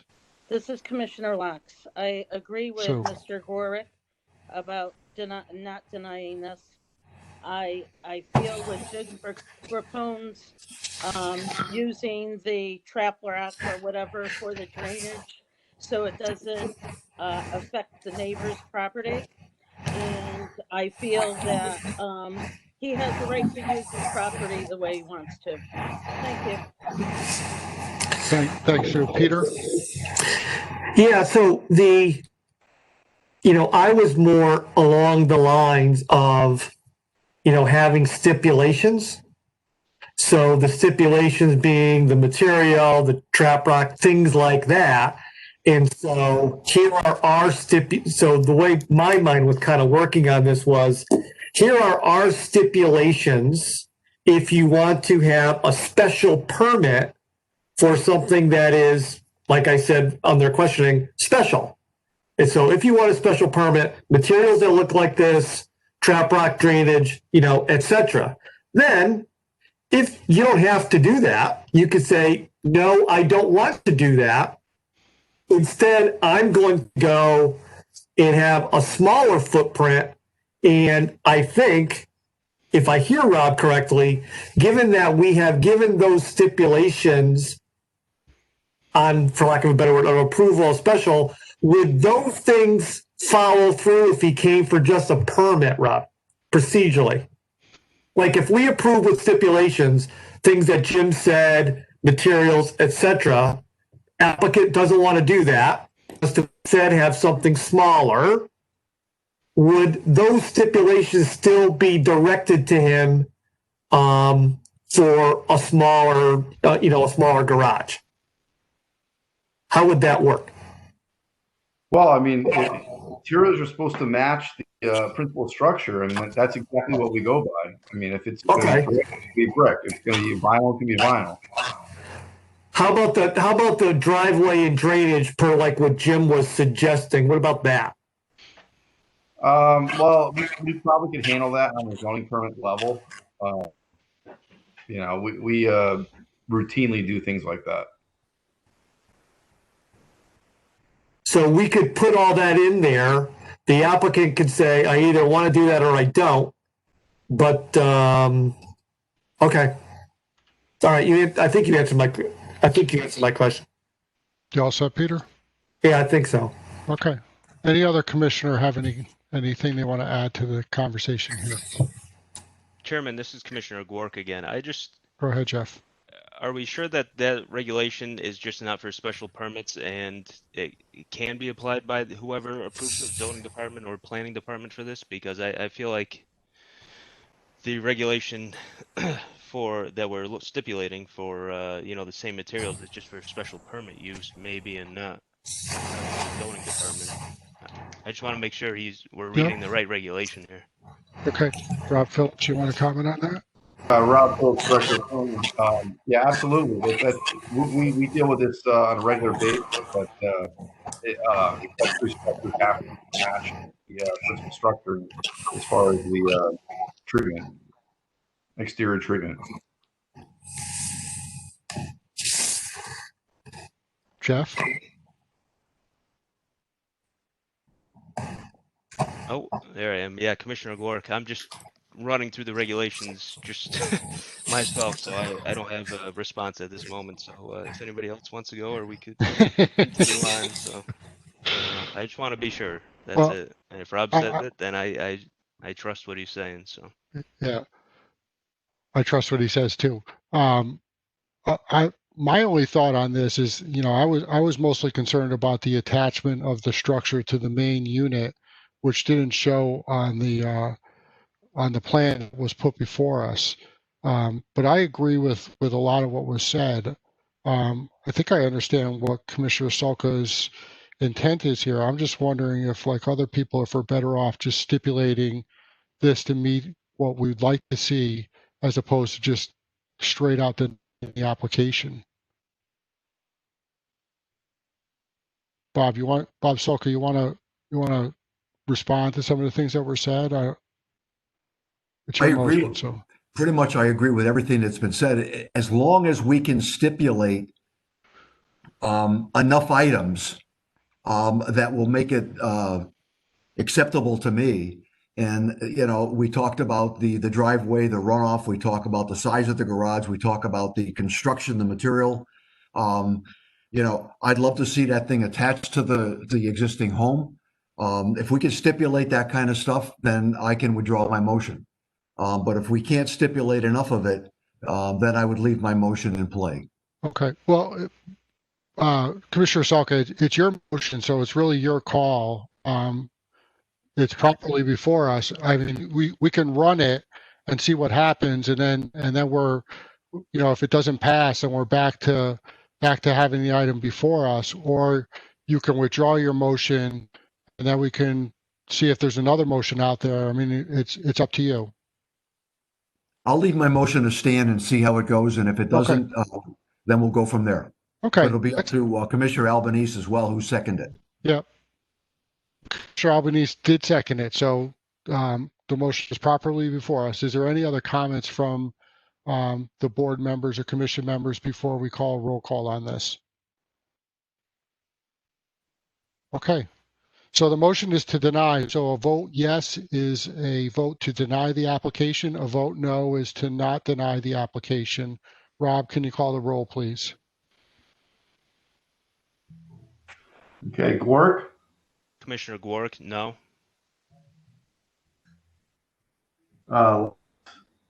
Commissioner Locke, no. Volpe? Commissioner Volpe, no. Albanese? Commissioner Albanese, yes. Santiago? Santiago, no. Salka? Commissioner Salka, yes. Chairman Hammersley?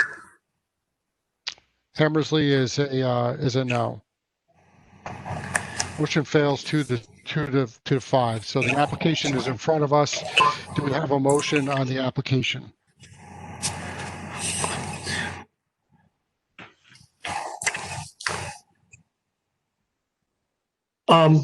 Peter Santiago, I'll move to approve the application with the following stipulations. And my language, because I'm doing this off the top of my head, so help me. So, Mr. Capone, I'll hope that you'll help me with how I say it. The materials need to be consistent with the home. The driveway should be consistent with engineering recommendation of gravel and proper drainage. Did I say that in a actionable way, Jim? I think you're good. That's very good. Very good. Wow, top of my head. Wow.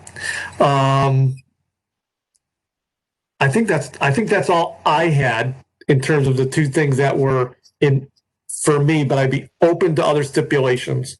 Okay, let's get a second before we open that up. So can we get a second to Peter's out? Sherlock, second. Commissioner, wait just a second. So Peter, I'm just going to jump the gun here. My concern was the attachment of the building to the primary structure. I don't know if you're amenable to that stipulation or. I think that's a slippery.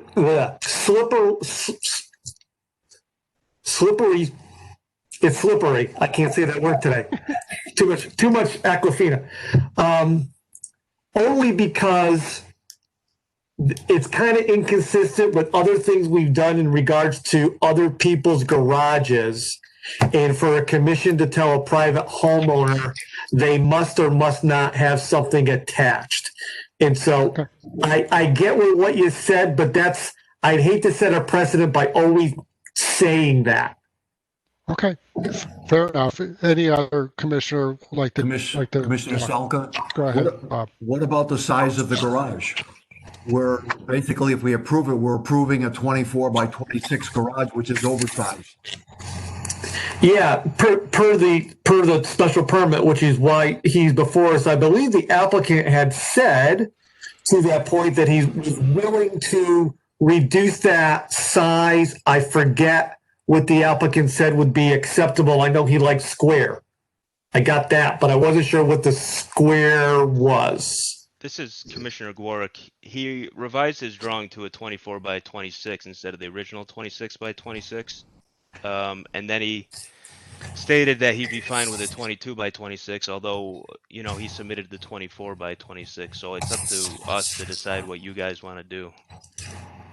So I have no problem in my motion to have the reduced footprint be 22 by 26 per the applicant. Sue, are you agreeable as a seconder on Yes, that? I am. That is perfect. Yes. The 20 by 26 we got. Right. Okay. So that's the motion. Is there any other comments or questions from the commission members? Yeah, so I'll just go over what my notes show just to make sure that I have it correct and everyone understands.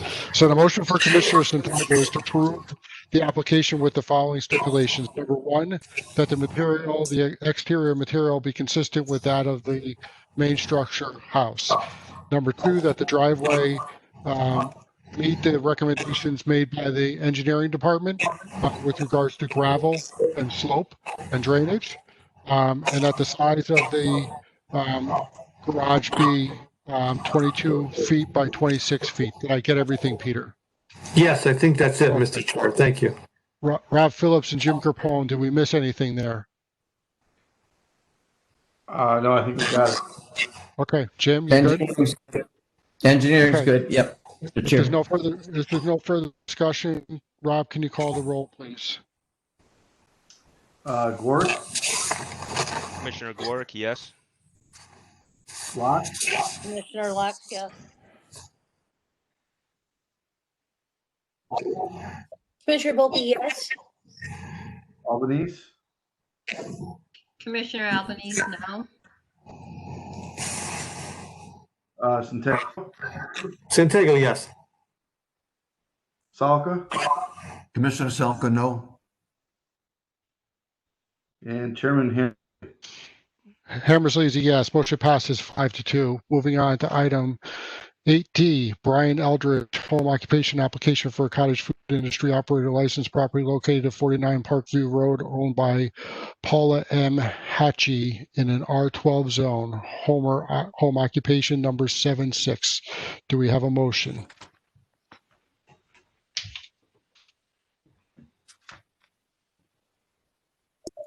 Chair Hammers, I'd like to make a motion to approve this application. Motion from Commissioner Volpe. Do we have a second? I'm honored. Commissioner Locke, second. Commissioner Locke is a second. Is there any discussion on this? Commissioner Gwarek, do we need to stipulate delivery only? Delivery only, and what else? No signage on the residence. Robert, is that part of the application already, Rob? Or I mean, you can stipulate that. okay. Okay. Pointed to Commissioner Volpe.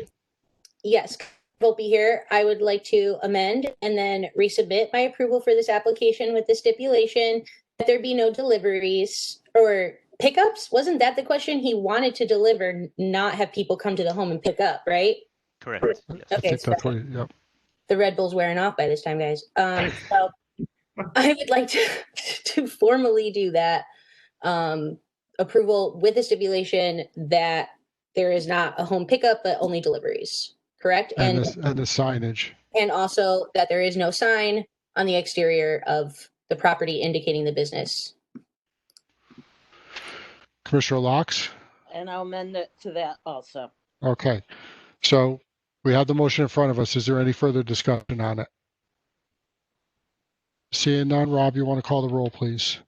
Sure. Gwarek? Commissioner Gwarek, yes. Locke? Commissioner Locke, yes. Volpe? Commissioner Volpe, yes. Albanese? Commissioner Albanese, yes. Santiago? Santiago, yes. Salka? Salka, yes. And Chairman Hammond. Is a yes. Motion passes 7-0. Item 8E, Lovely Development, Inc., special permit application for proposed 15-unit age restricted development property located at 45 Peso Lane, owned by Dennis Crispini in an ARC zone, parcel size 5.75 acres, SPU number 641. We're looking for a table on this. So moved, Mr. Chairman. Commissioner Salk makes a motion to table. Do we have a second? Second by Locke. Second by Commissioner Locke. All those in favor? Aye. Aye. Aye. Aye. Any opposed? Seeing none, motion passes. Moving on to 8F, Lovely Development, Inc., site plan application for proposed 15-unit restricted development property located at 45 Peso Lane by Dennis Crispini in an ARC zone, parcel size 5.75 acres, SPR number 1804. Looking for a motion to table. Move, Mr. Chairman. Mr. Salka makes a motion. Do we have a second? Commissioner Albanese, second. Albanese makes a second. All those in favor, say aye. Aye. Aye. Any opposed? Motion passes. Item 8G, Sign Pro Inc., site plan application to construct an industrial building and associated parking area, property located at 161 Canal Street, owned by Pro Realty LLC in an I2 zone, parcel size 1.09 acres, SPR 1805. The applicant present. Good evening, Mr. Chairman.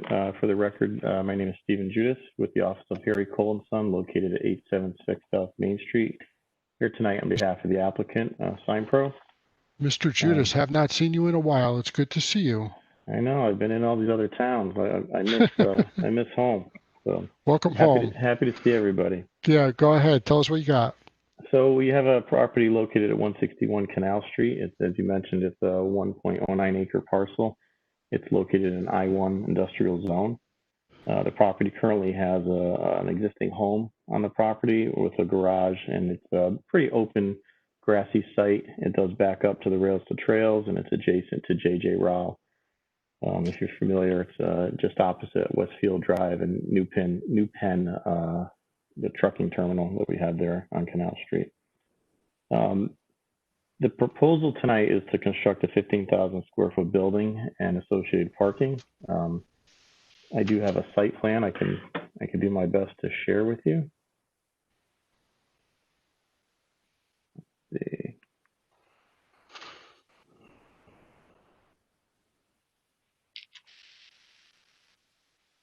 That's not it.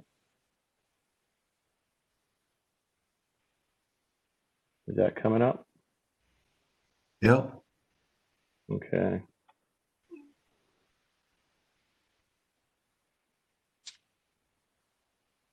I'm sorry, so you can see the site plan now? Can you guys see it? It's the first page. It's the first page of the. All right, I apologize. I'm WebEx and sharing is not something I've done before. So, this is the existing site that you can see, the Canal Street to our west, the rails to trails to our east, JJ Rowell to the north, and another residential property to the south. Our proposal is to construct a building as shown. We have garage bay doors along the front of the property with a small loading dock here. On the north end, we have an office on the southwest corner of the building. And then there's another overhead door on the north side of the building for a proposed wash bay. There's some parking along the road. We have a landscape berm with street trees and so on.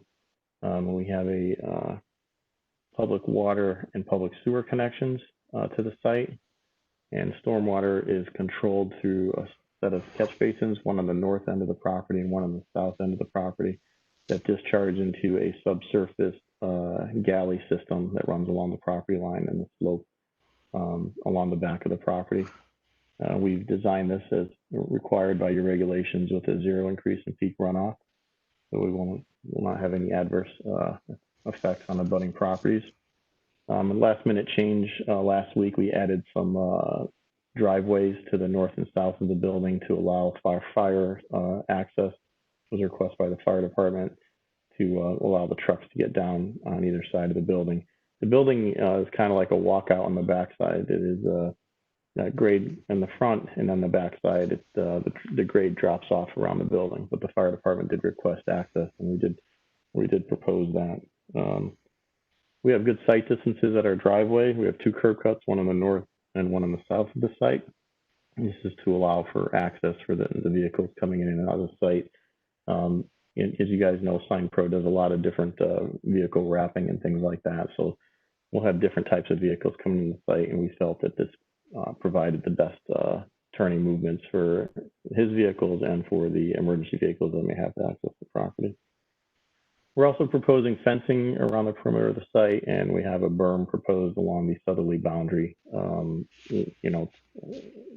keep the water from flowing onto any abutting properties. And we will be making some minor revisions to the plan based on Jim Rapone's review, and we'll be adding a berm to the north side as well. So we did receive some comments. We did address the fire department comments, and we did provide a response letter for engineering. Mr. Rapone had some comments, nothing that were earth-shattering or deal breakers. They're easily addressed, and we did provide a response to comments today, this afternoon. So I think we're in pretty good shape with this, but I'd be happy to answer questions that you have for me tonight. Okay. Jim Grapone's on standby because I'm going to come back to you after we go see if there's any questions from commission members. Okay. You want to keep the map up, Mr. Chairman? I don't think we need to. I mean, everybody has it, I think, right? Just want to make sure I'll stop my sharing. Great. I appreciate that. Thanks, Steve. Any questions for members of the commission? Peterson Taco. Thank you, Mr. Chair. Hi, Steve. Good.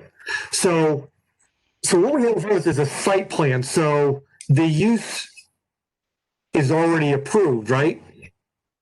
It's a permitted use by the industrial, the I-1 regulations, yes. Right. So it's permitted use. So whether or not it can go there is decided per regulation. What we're talking about is site plan, right? Yes, sir. Okay. So first of all, SignPro has been an asset to the town for years, and if they're looking to expand, I'm pleased that they're expanding in Southington. So that's great. I guess my question in regards to site plan is, since it's adjacent to the rails to trails, are you doing anything site plan wise to incorporate the rails to trails in the site plan. We had something, over by the old Beaton and Corbin, when that came up, and they incorporated, something along the rails to trails as part of the site plan.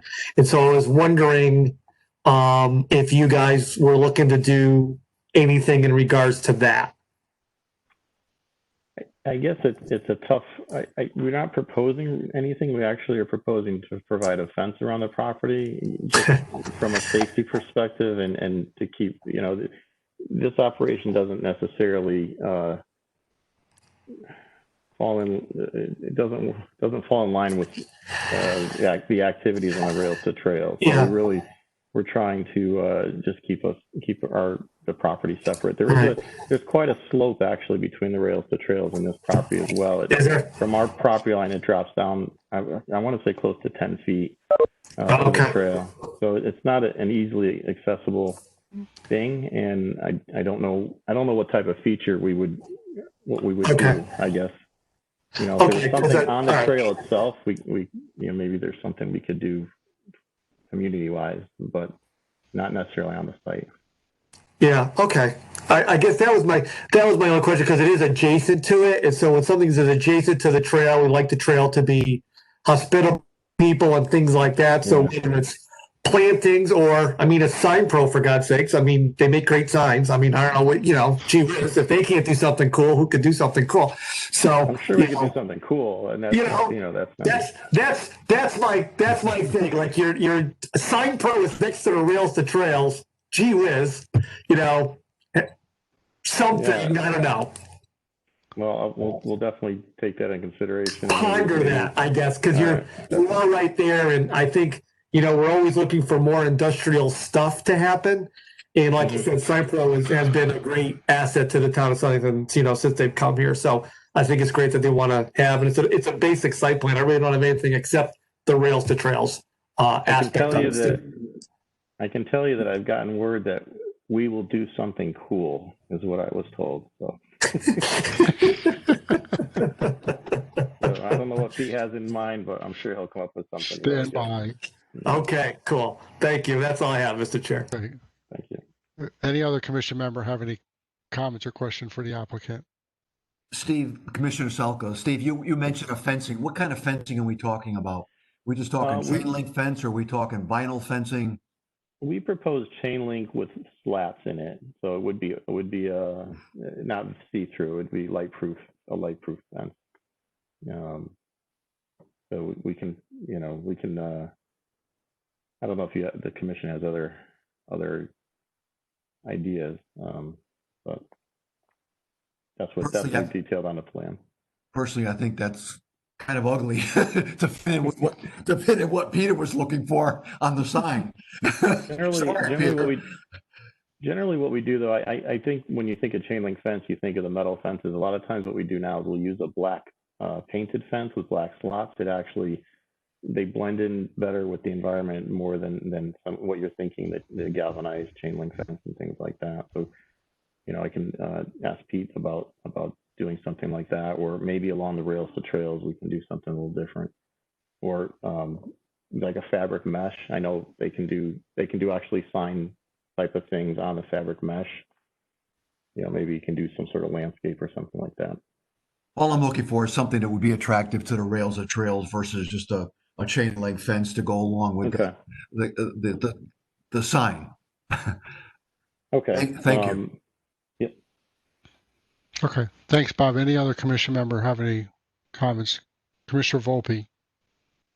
Yeah, just wanted to put it out there, Commissioner Volpe here, that this is part of an essential heritage tourism destination area in our town that I really try to advocate for, because it sets us apart from other towns. We have people who come here for the quote millennial vibe of the trail. So when we talk about putting something cool there, a couple of things would probably be to maybe tie something about your land historically to the rails. I agree with my fellow commissioners when I say putting that fence there is not really the conceptualization of this heritage trail, right? So we want to ensure that there is a sort of a cohesive feel for the people who walk from Cheshire to go to Kinsman or what have you. So being so close in proximity to such a historic in our town, since I've done the research about 1850, when clocks were made over here, that we should have something like that over here and not a fence, because it celebrates the new business, the new industrial business going in a historically industrial area. Of course I would kill that point, but I just wanted you to know that, Steve. So thank you. That's my only comment. So I think, what I'm kind of I think, SignPro has a vast array of tools, and they do some pretty cool stuff. So, what I would ask, is that, I think when we think of what Pete was talking about recently was like a fabric mesh where they can actually do a printing over it, and they can do some maybe historic things from the town, and things like maybe some informational stuff along that. I hope I'm not over speaking, but I can definitely ask Pete and to do something like that and try to and do something that you'd be proud of. I think that's what his main interest is, to have something that everyone is proud of and he's proud of more than the rest of us, Yeah, Commissioner Volpe here. I do commend SignPro for being one of those businesses that has sustained industry in this area. And I know that they will do something really cool. And that was like $1 million idea, Steve. So okay, I will relay that. I think she's looking for a check or something, but just some acknowledgement. Yes. Anyways, are you done with Are you done, Christina, or do you have anything else you want to add? Commissioner Volpe here. Oh yeah, I'm done. Okay. Thanks. Commissioner Albanese, go ahead. Hi, Steve. How are you? Good. Good to see your face again. You too. Yeah. I just have a couple questions. You did mention the elevation of the property. The land is like what, 10 feet higher or something. So how tall is this proposed building again? What's the height of the proposed building? I believe it's a 14-foot building. A 14-foot. But I'm not 100% positive on that. Right. So it's no matter what, and even if a fence goes up for visibility and lighting, lighting's going to be pretty tall in there as well. I would assume, being an industrial site, there's going to be, you're going to see no matter where you're approaching the trail, you're going to see this building, correct? You will see this building. Yes, it's a building. Okay. So my other question then goes into, is this a forested lot? This residential lot, is it a forested lot? No, it's mostly lawn. Yeah. Mostly lawn. Okay, so there's no existing perimeter woods along, forested areas along the trail. No, there's some brush along the slope. I think that's it. Mm-hmm. Yeah. So I agree. If we can do something special, in that location with some sort of a green fence, if possible. And I know there's different types of facades and fencing that's out there, especially with this whole green movement, so sustainable type materials. There might be something that, could look really, really cool there, so and then being having been involved in the pollinated pathways that we're, putting up along the trail, up across from the Kingsman and a couple locations up and down the trail. It'd be nice if we could coordinate something regarding that, the advancement of the pollinator pathway along the path there. And I guess the last question I have is regarding stormwater. How is that being managed on the site? That is being managed through a galley system. Everything runs towards the rails to trails. There's actually a swale system that runs on that side of the trail. And it basically have a large concrete galleys that are buried into the slope. And then they have at the top of the galleys, there's a riprap, what we call a level spreader. So the galleys fill with water, and then it spreads the water out evenly across the property line before it goes into the swale down below. So it's a very, it's a newer feature that we've been using a lot. And it's environmentally friendly because it spreads the flows out over a large area. So we think it'll work very well here. Yeah. Great. Okay. Thank you very much. This is Commissioner Albanese. I have the only other question I have is what I was looking at your landscaping planting list, and everything seems pretty good on that. Are these all trees and shrubs and the perennials? Are they all getting planted? I didn't see the schematic for where they're planting. It looks like they're street trees more than likely along the canal There are streets. street trees. Yes. So most of the plantings are along canal, right? Yes. Yes, ma'am. Okay. Could be. I mean, I guess because it could be a lot of impervious cover for this site that you can't add additional plantings anywhere else, or. Well, generally, the site plan regulations require landscaping, require street trees along the street, which we're proposing. And generally, it dictates that we landscape around the parking areas. You know, you have specific square footage requirements based on the number of parking spaces that we have to provide for landscaping. So generally, on an industrial site, we will concentrate that in the front of the building. And the front of this building is proposed to be paved, but it's not paved entirely around the site. So there will be green space around the property, and we could spread out some landscaping.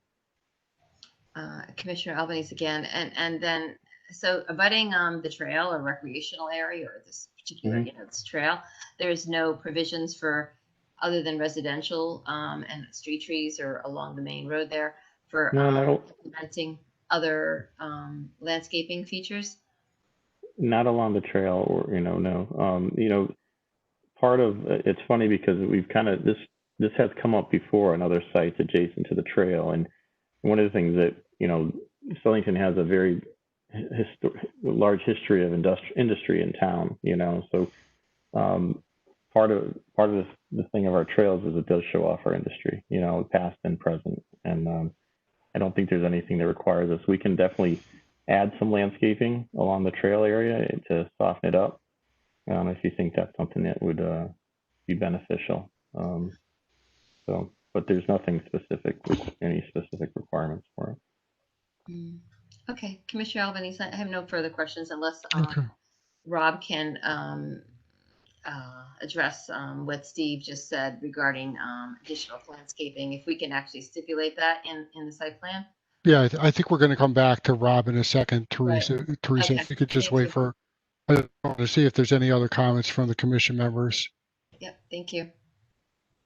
Okay. This is Commissioner Gore. Go ahead, Jeff. Mr. Chairman, one more. Yep. Steve, it looks like I'm just looking at the 2019 aerial and the Google Street View from the 84 exit ramp. It looks like there's trees buffering the rails to trails on the rails to trails property line, which doesn't look like it's on your client's property. So it looks like there is already a buffer there that wouldn't be cut down by your construction.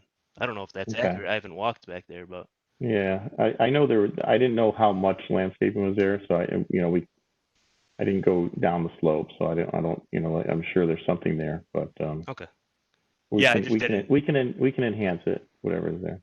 Okay, that was it. Thanks. Thanks, Jeff. Before we go to Rob Phillips to answer some questions that were brought up, Jim Grappone, my understanding is that you had some comments out there. There might be a stipulation. I think that Steve actually mentioned one about putting a berm up on the north side of the property. I just want to see if there's anything outstanding in terms of your comments. Thank you, Mr. Chair. Yeah, I had some comments, and I think the plan would have addressed most of the comments, but in the 11th hour, I'll call it, the fire marshal wanted access around the building. So now we have a milled surfaces that's going to be on both sides of the building. So that's going to affect the drainage calculation. So I talked to Mr. Judas about that, and he's going to have his PE address that comment. So I won't call it a major comment, but that's kind of the biggest comment open at this point in time. Okay, and dovetail, nice segue, Jim. Dovetail over to Rob Phillips to just get an idea of what we can stipulate on this application. Well, I think the commission has the ability to require more additional buffering, as long as the applicant is agreeable to that. I mean, certainly it's a site plan application. If it meets the regulations, it meets the regulations. You have a duty to approve it. But if the applicant's willing to, augment that with some additional buffering, then certainly it's in your wheelhouse. Okay. And we also could stipulate, Rob, the comments that were made by the engineering department, just to make sure that those get resolved, at least administratively, between Jim and the applicant. Absolutely. Okay. Steve Judas, what's your sense on your agreeability or your client's agreeability to the comments that were made or suggested here? So, I wanted to comment that I ran into Jim Grappone at the produce section of Stop and Shop, and we had a very in-depth conversation about this. So I think we can address his comments. It's good to know. I know exactly what kind of cold cuts he buys, and I know what we need to do for the drainage. We will take care of that. I think I can speak for Pete that we'll definitely add some landscaping along the trails, and we'll try to make it a little prettier, and maybe even put some street trees down in that area along that edge. I don't see that being an issue for the site, and like we said, we'll do something cool along that fence line, and we'll make it something that everybody's proud of.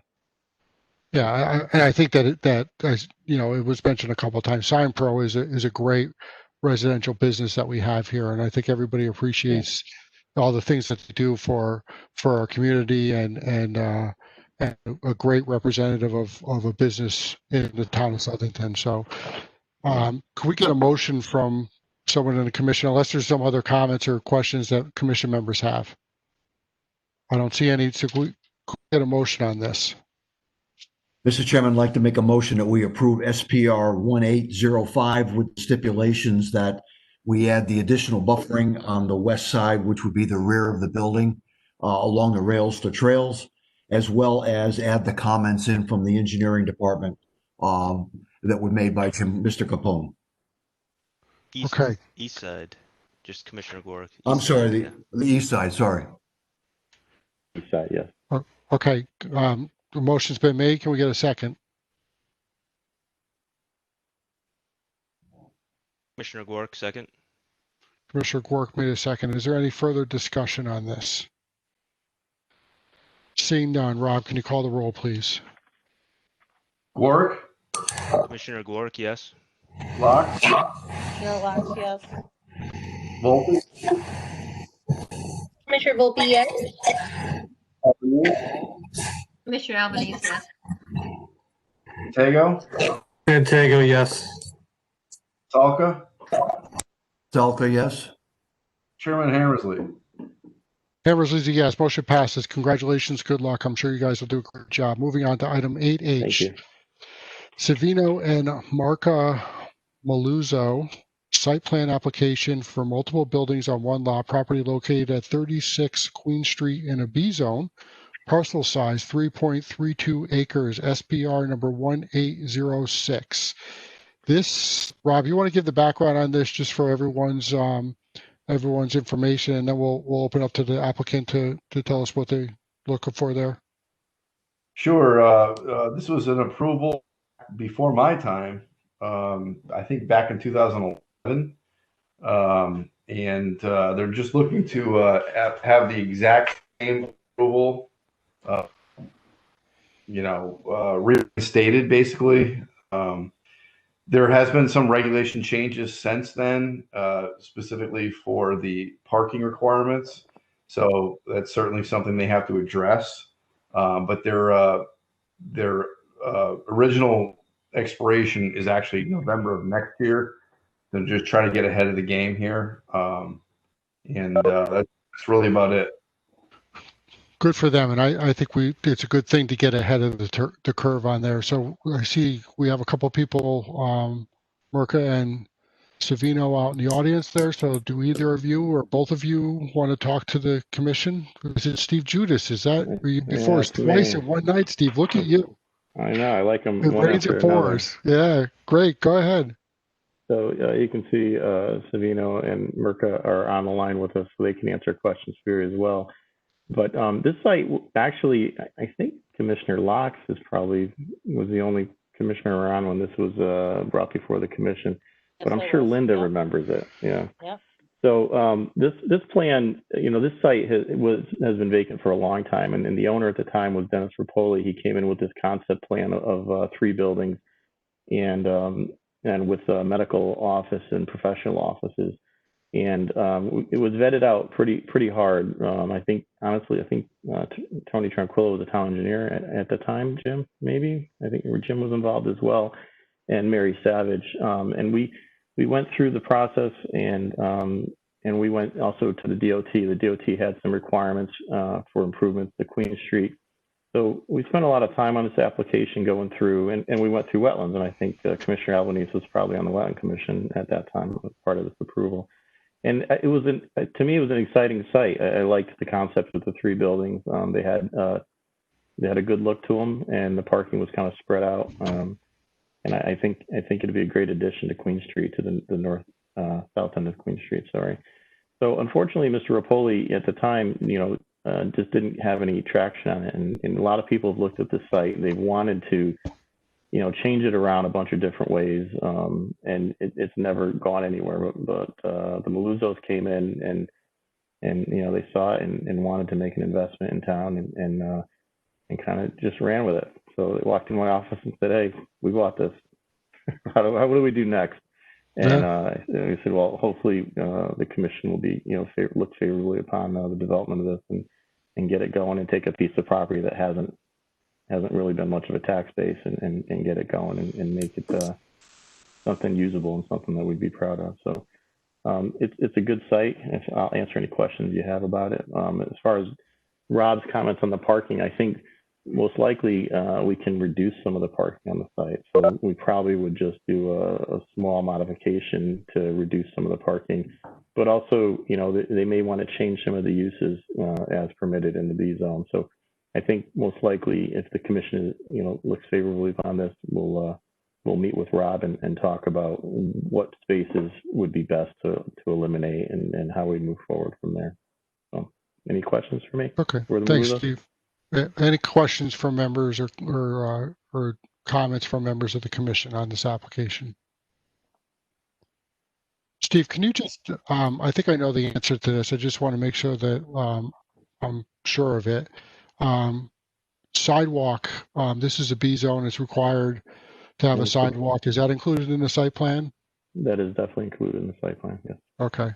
It's kind of a sidewalk to nowhere because it drops off at the end there, but. It does drop off at the end, but there is a sidewalk in front of Pentec. And to be honest with you, people do walk behind the guardrail. I see people walking back there. I see people with babies in carriages walking along there. It's Rob Phillips and I have had several conversations about that, but I just wanted to make sure that there was a sidewalk included. So I'm glad to hear that there is. Any other comments from members of the commission? Yeah, this is Commissioner Albanese. I do remember this one actually, and it is a good site. What I do have questions regarding: would a new traffic study be required because of all the queuing heading over to Flanders and coming out? And is there going to be limited access, exiting, right turn only, no left turn? So I just don't know if there's a requirement for an additional traffic study in this location or not, and maybe Rob can answer that. I'll just add before Rob answers that, or even Steve, this is a state road. This is Route 10, so the State Traffic Commission has ultimate say over what type of design that looks like. But if Rob or Steve want to respond to your question, I invite them to do that. Yeah, Rob Phillips, Director of Planning. Certainly, this is a new bite of the apple. This is basically a reapproval of an existing, application that was approved. We reapply all the regulations, and certainly, if there's a compelling reason to revisit the traffic, that's something that the commission could entertain. I would argue that your regulations are actually reducing the parking spaces on this site, and I know that it's I don't know. I don't think it's necessary in my opinion. I think that this was vetted out up to 2010, I believe. Yeah, 2010, but then we did additional changes based on the state approvals. Give me 1 second. I'll take a look at that.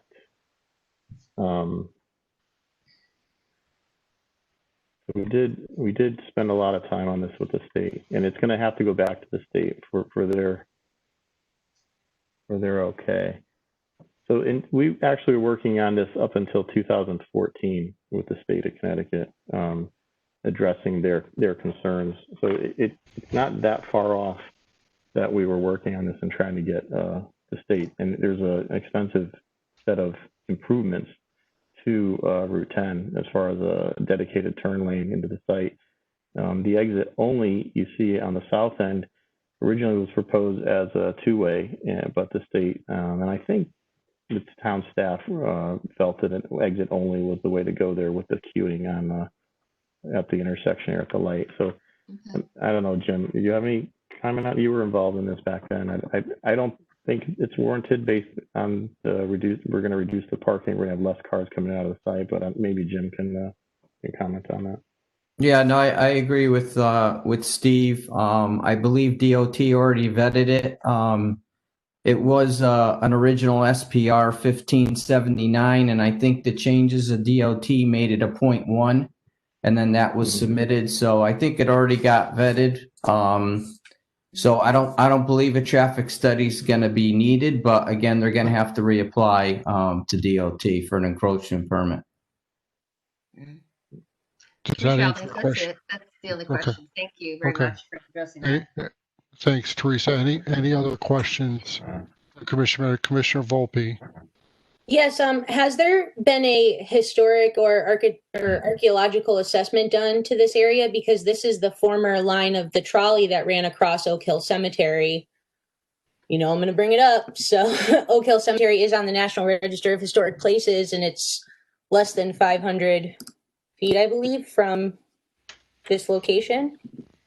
I can tell you that this site was originally a dump of material. It's been excavated and filled back in. We've done borings as part of this property just to make sure that there was suitable soils, and there's a large sanitary sewer interceptor that runs through this property. So this property has been disturbed historically through the years. I don't think there's much, you know, and again, we are just working in the area that you see cleared. There's a slope there that goes down towards the river. That area is not being disturbed. We're not proposing to disturb anything other than what's already been disturbed on the site. So we haven't done that, but I think if you went back through the history of the site, you would see that it's been dug up and filled and dug up and filled through the years. There isn't a lot of natural soil left to it.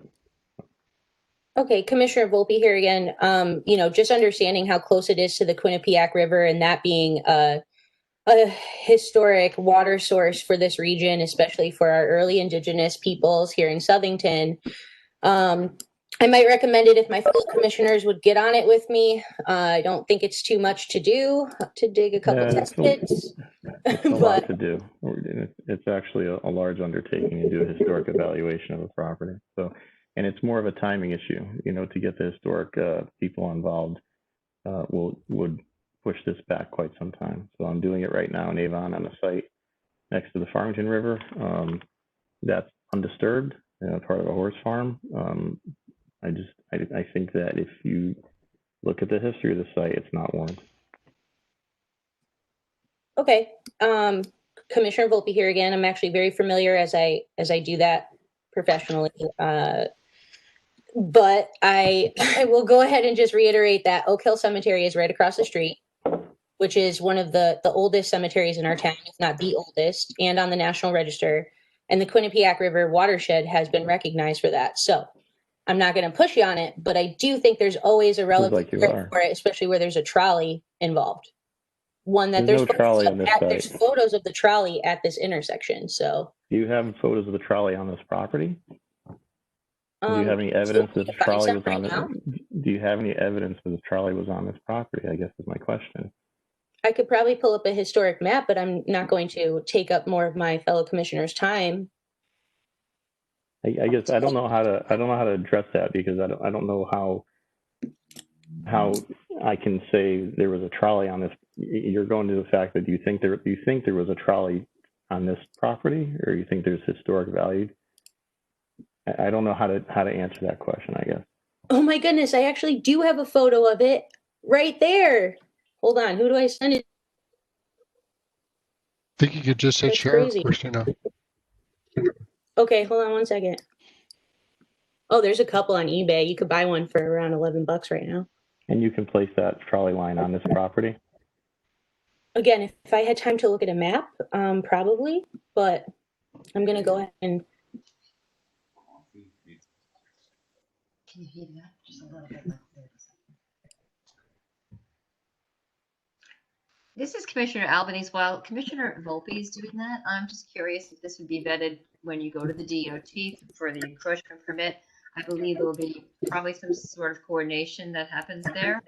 So I would this might be something, imagine, yeah. Yeah, so I would think this would be something that would be, maybe vetted through the commission. Are you seeing it? DOT. I see the Oak Hill Cemetery. You see that? Yeah, that's called Queen Street. That trolley line's on Queen Street.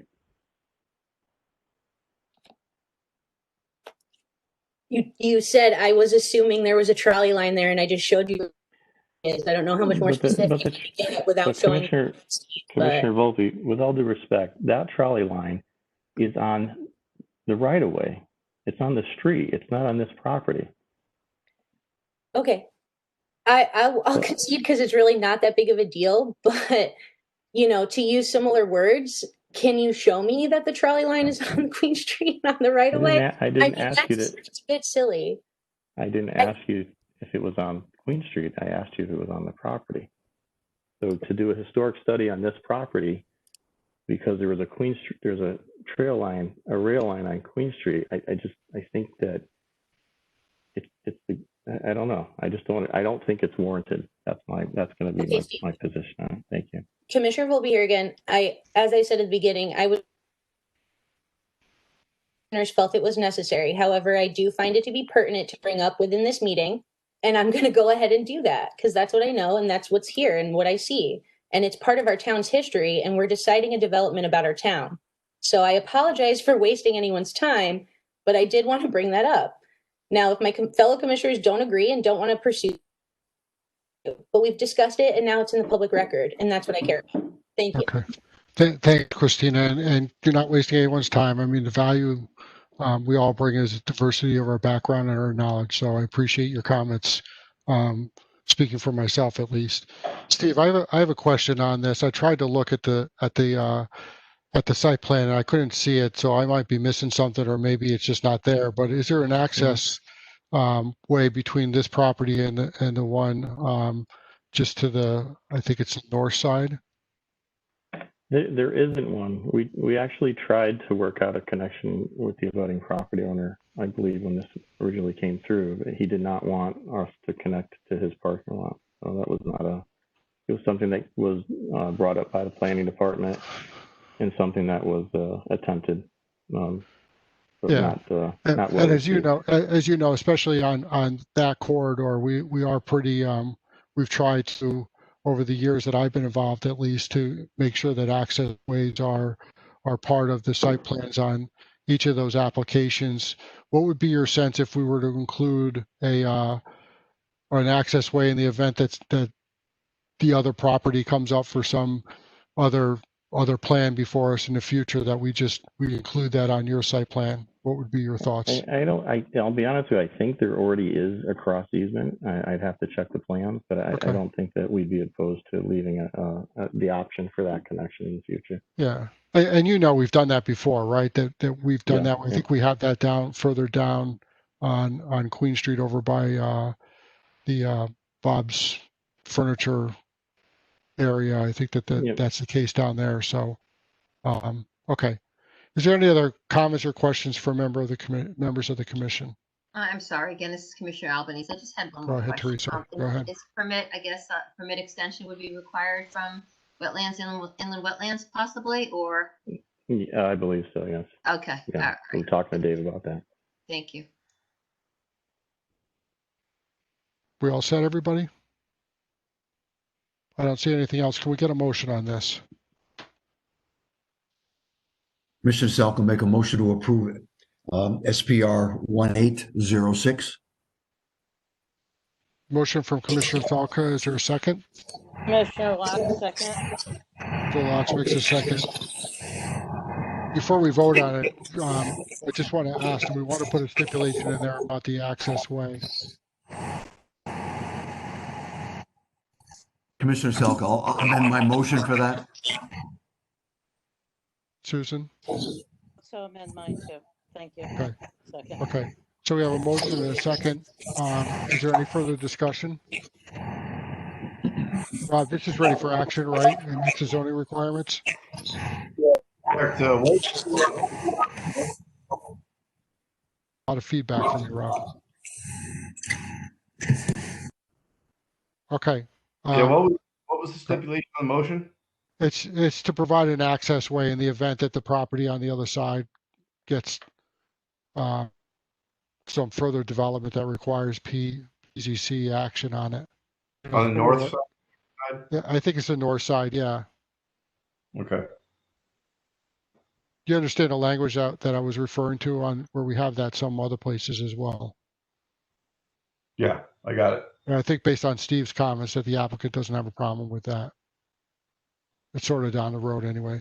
So any other conversation amongst the commission members? Seeing none, Rob, can you call the roll, please? Yeah, Gork, Commissioner Gorick, yes. Locks, Commissioner Locke, yes. Volpe, Commissioner Volpe, yes. Albanese, Commissioner Albanese, yeah. Santiago, Santiago, yes. Salka, Salka, yes. Chairman Hammersley. Hammersley's a yes. Motion passes. Good luck. We look forward to seeing something happen out there. So thank you for that application. Item 8I, proposed zone regulation text amendment to repeal Section 18 redevelopment overlay district zone amendment 606.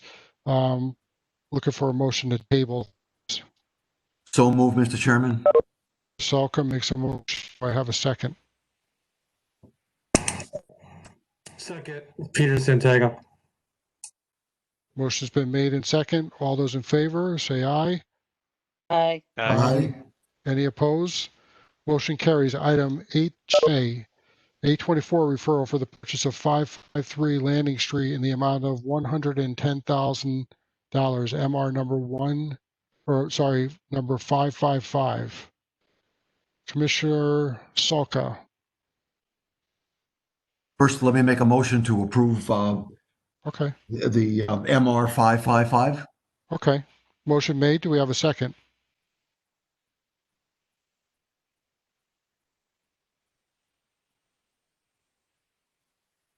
Second.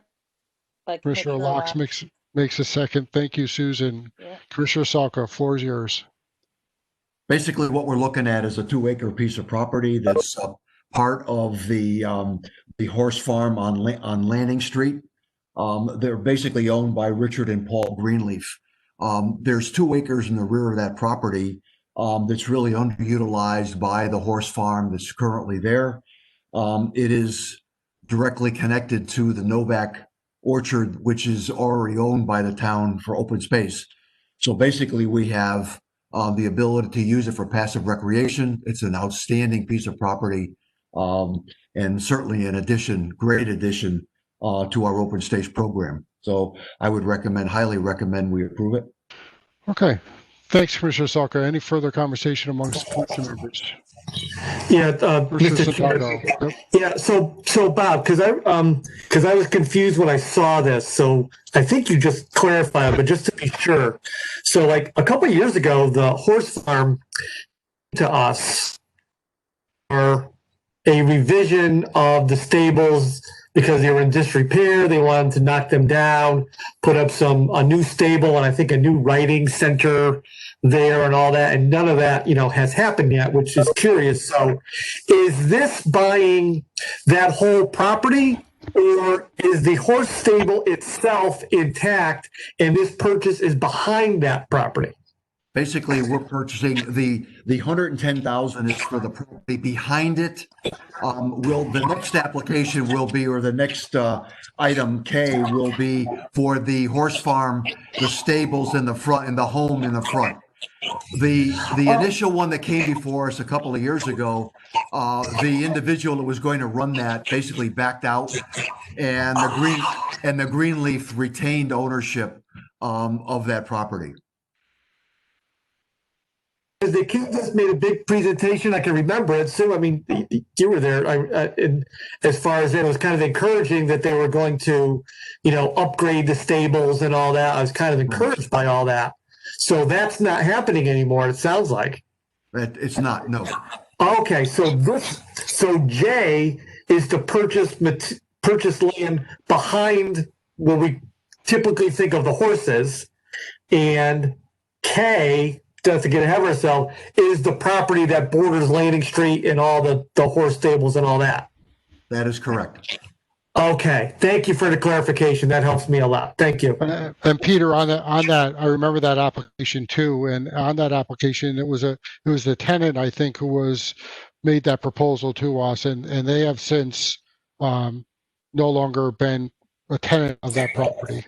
Correct. You're muted, Peter. I gotcha. I was wondering that. Okay. Yeah. Thank you. Okay. Is there any other comments from members of the commission? Yes, I'd like to make a favorable 824 referral for MR 555. Okay. I think we have that already, so you seconded it, I thought. It's okay. I got you and Salka on the before that, but that's okay.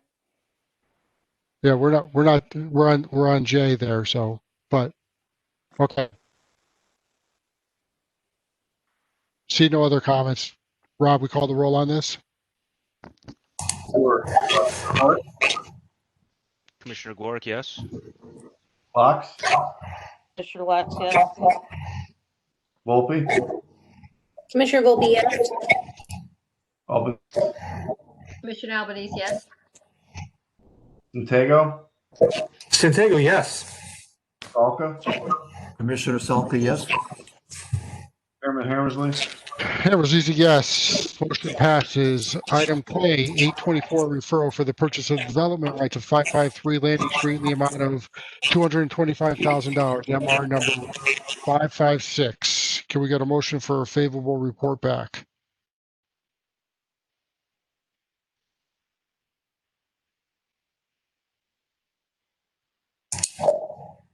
Bob, you got to unmute yourself. I think you were talking, Commissioner Salka.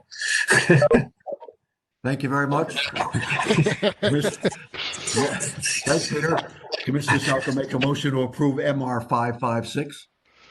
It's for an approval or a favorable report back to the town council, I think. Both of them are actually. Yeah. As Sue pointed out. So we have a motion. Do we have a second? Commissioner Albanese, I'll second, please. Commissioner Albanese is a second. Any discussion on this, Rob or Bob Salka? You want to talk about this? I think you kind of addressed it in the last one, but I think we addressed it in the last one. The interesting, I read through the complete contract. It's about 5 pages long, where the previous application allows us for passive recreation. On this item, we're buying basically the development rights. There is no passive recreation on this particular piece of property. The owner of the property will retain ownership. They basically signed the contract on 9 October 2020. The contract allows the owner to expand the home that's on the property up to 3,300. I think it's 3,370 square feet. It cannot be moved. And basically it must maintain as a horse farm or a related business. And the owner continues to pay the taxes on it, et cetera, et cetera. So basically what we're doing is the referral back to the town council, as pointed out by Commissioner Lux. that it just cannot be developed other than being used as it's currently being used as. Okay. Thanks, Commissioner Salka. Any other comments from members of the commission? Just Peter Santiago, I think Go ahead, it's Peter. Yep. Yeah, no, I think it's great, and we need to use all the tools that we have in town to preserve places like this. That's a you know, it's right next to Rogers Orchards. It's right on the corner there, and to continue to preserve that, I think is essential. And you know, the use of development rights is another tool that we have. And thank you, Commissioner Salka, for explaining the difference between the two and what all that means. Because a lot of times we get kind of confused about stuff. So I appreciate the explanation. But I think this is a great thing to preserve that part of town. Thanks, Peter. Any other comments from members of the commission? Rob, can you call the roll, please? Sure. Warwick? Commissioner Gwarek, yes. Commissioner Locke, yes. Volpe? Commissioner Volpe, yes. Albanese? Commissioner Albanese, yes. Santiago, yes. Salka? Commissioner Salka, yes. And Chairman Hammersley? Hammersley is a yes. Motion passes 7-0. Item 8L, release of a $5,300 E&S bond, 36 Triano Drive, SPR number 1587. Jim Grappone, is this ready for action? Ready for action, Mr. Chairman. Okay, can we get a motion? Mr. Chairman, make a motion that we approve SPR 1587. Commissioner Salka made a motion. Do we have a second? Commissioner Gwarek, second. Commissioner Gwarek makes a second. Any discussion on this? Seeing none, ready for action? Rob, we could do a voice vote on this, correct? Absolutely. Yeah, voice vote. All those in favor say aye. Aye. Aye. Aye. Any opposed? Seeing none, motion passes. Item 8M, release of a $15,000 maintenance bond, Golden Run Way, Old Orchard Estate, S number 1296. Jim Grappone, is this ready for action? Ready for action, Mr. Chairman. This development has passed the 1-year test for the maintenance period, and we can release this bond. A construction milestone, so good to hear. Can we get a motion? Mr. Chairman, make a motion that we approve S1296. Commissioner Salka made a motion. Do I have a second? Commissioner Gwarek, second. Commissioner Gwarek makes a second. Any discussion? Seeing none. All those in favor indicate by saying aye. Aye. Any opposed? Motion passes. I think we have a need to open our agenda here. So if we can get a motion to open that agenda. So moved, Mr. Chairman. Well, Rob, you want to just state your motion? Sorry, Bob Salka. Go ahead, Rob Phillips. Request a motion to add by voice vote agenda a release of $10,200 E&S bond for 200 Executive Boulevard, SPR 1772. Do we have a motion to that effect? Mr. Chairman, make a motion that we release the bond for SPR 1772. Okay, Bob Salka, the motion to open the agenda first. I thought we already had that.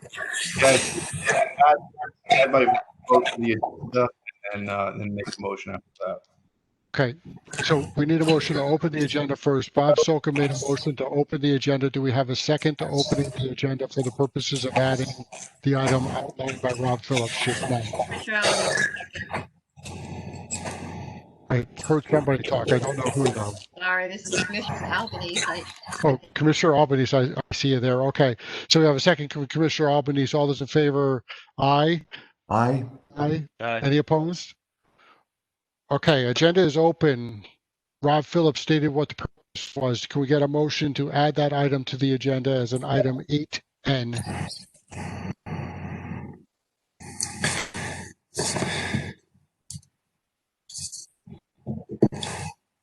I thought we already did that. Yeah. Commissioner Yeah, Alves. I think we're. We got to add the item, and then we got to vote on the item. So we have to open the agenda, we have to add an item, and then we have to vote on the item. Good.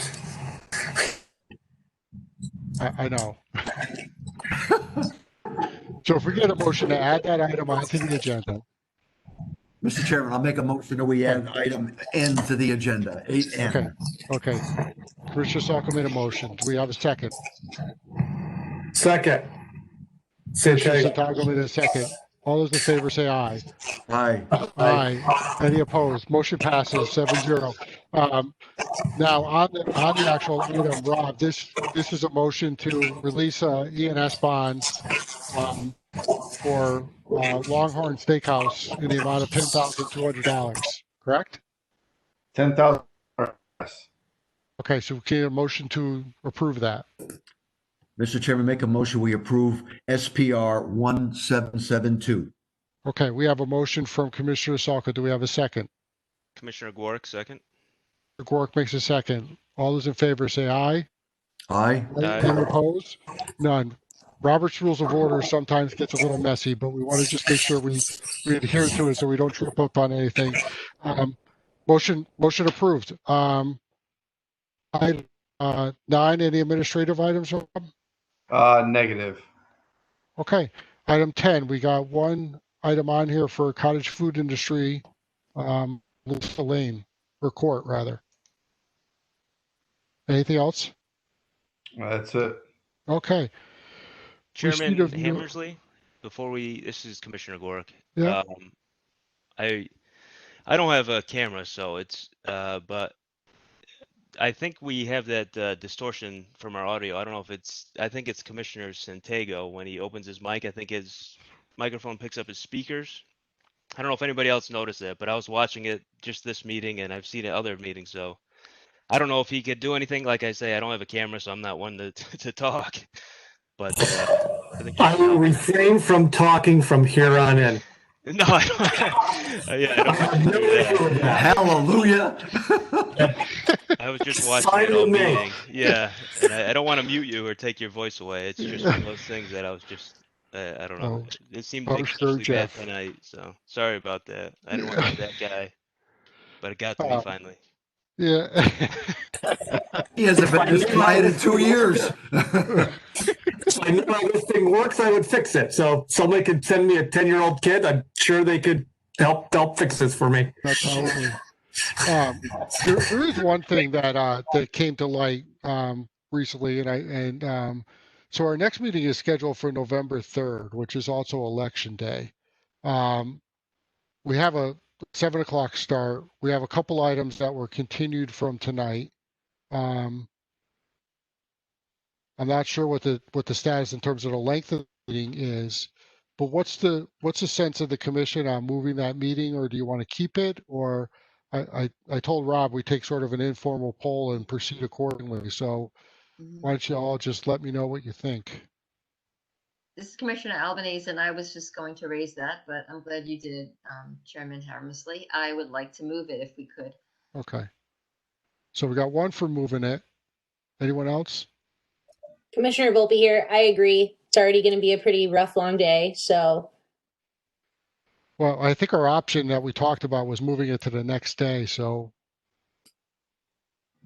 And not that it matters much. I just don't think we're going to have a resolution to the national election at, even on that Wednesday. But in fact, there's court cases that say that's not going to happen. But anyways, I mean, I can go either way. So we got 2 for yes. Anyone else want to weigh in? I'd like to just leave it the way it is. So we got 1 for keeping it. Anyone else? I'm afraid to talk now. I'm sorry. I didn't mean to bring that up. I feel so bad right now. Yeah, right. I think if the agenda, I mean, we all want to be able to go vote, and some of us vote early and late. And if it's a big public hearing, you'd hate to have people come here versus, exercise right to vote. I mean, if it's a short agenda, Bob, maybe, we can get through it in a short period of time. But if it's going to be a long thing, I think moving might be prudent. Well, I think right now the way I'm looking at it is that we likely have the Pacer Lane application in front of us. I'm going to guess, and Rob, you would know better, that Wetlands would have acted by then. Yeah. So that potentially is in front of us. The zone text amendment, I think that we can move that around. I think that's Lou would be fine doing that, but and obviously the West Street, the Kava situation, that's pushed out to December 1. So there's nothing there. And we got this cottage food industry one that shows up. But I don't know if there's anything else or if there's any flexibility, Rob, to keep the agenda light or. Not really. If you're talking about moving it to, the next day, it's really not an issue. Just all we got to do is create a special meeting and post it. And just note it, right? So we're obviously 2 weeks out from that time. So what do you think, Peter? I don't know. I mean, I'm good. Good either way. I mean, if it's a light agenda, it's not going to be a big public hearing. Maybe we could keep it, but maybe just to be on the safe side, if you wanted to move it one day. I mean, This is Commissioner Lax. In the past, we always moved it to the next day. Okay. And it came on election day. did we? Then you know what? Then why don't we just do that then? I agree. Let's just move it then. Okay. So I'm getting a sense of a consensus now. Everyone's convinced Bob Sulka that we should move it. So. Way to go, Sue. and not for nothing, Peter, but to cover your back, I didn't hear from Jeff Gork on what he wanted to do, but whatever he's not talking to Peter anymore. Whatever you guys want. I'm for moving it, actually. Okay, just so we get everybody to weigh in here. Caleb, what do you think? So I could even keep it. I'll go with the group. I'm fine with that, but I'm just going to throw this out there. I think that coming together to see your beautiful faces would be a good distraction from election day. But I'm good with moving it. It's going to be a beautiful election, Caleb. I heard it. It's on the grapevine. It's going to be beautiful, huge. I heard. But so Rob, why don't we move that out to the 4th, please? Could you take care of that for us? Yeah, take care of it. Okay. Okay. With that, can we get a motion to adjourn? So moved, Mr. Chairman. Commissioner Sulka makes a motion to adjourn. Do we have a second? Commissioner Gwarick, second, because Commissioner Santiago is remaining mum. I see him. We have a second. Just all take those in headphones. favor? That's all you need. Aye. All those in favor? Aye. Any opposed? None. You guys did a great job tonight. So have a good night, and don't forget to vote. Be on the 4th. Good night. Hi, everybody. Take care. Okay.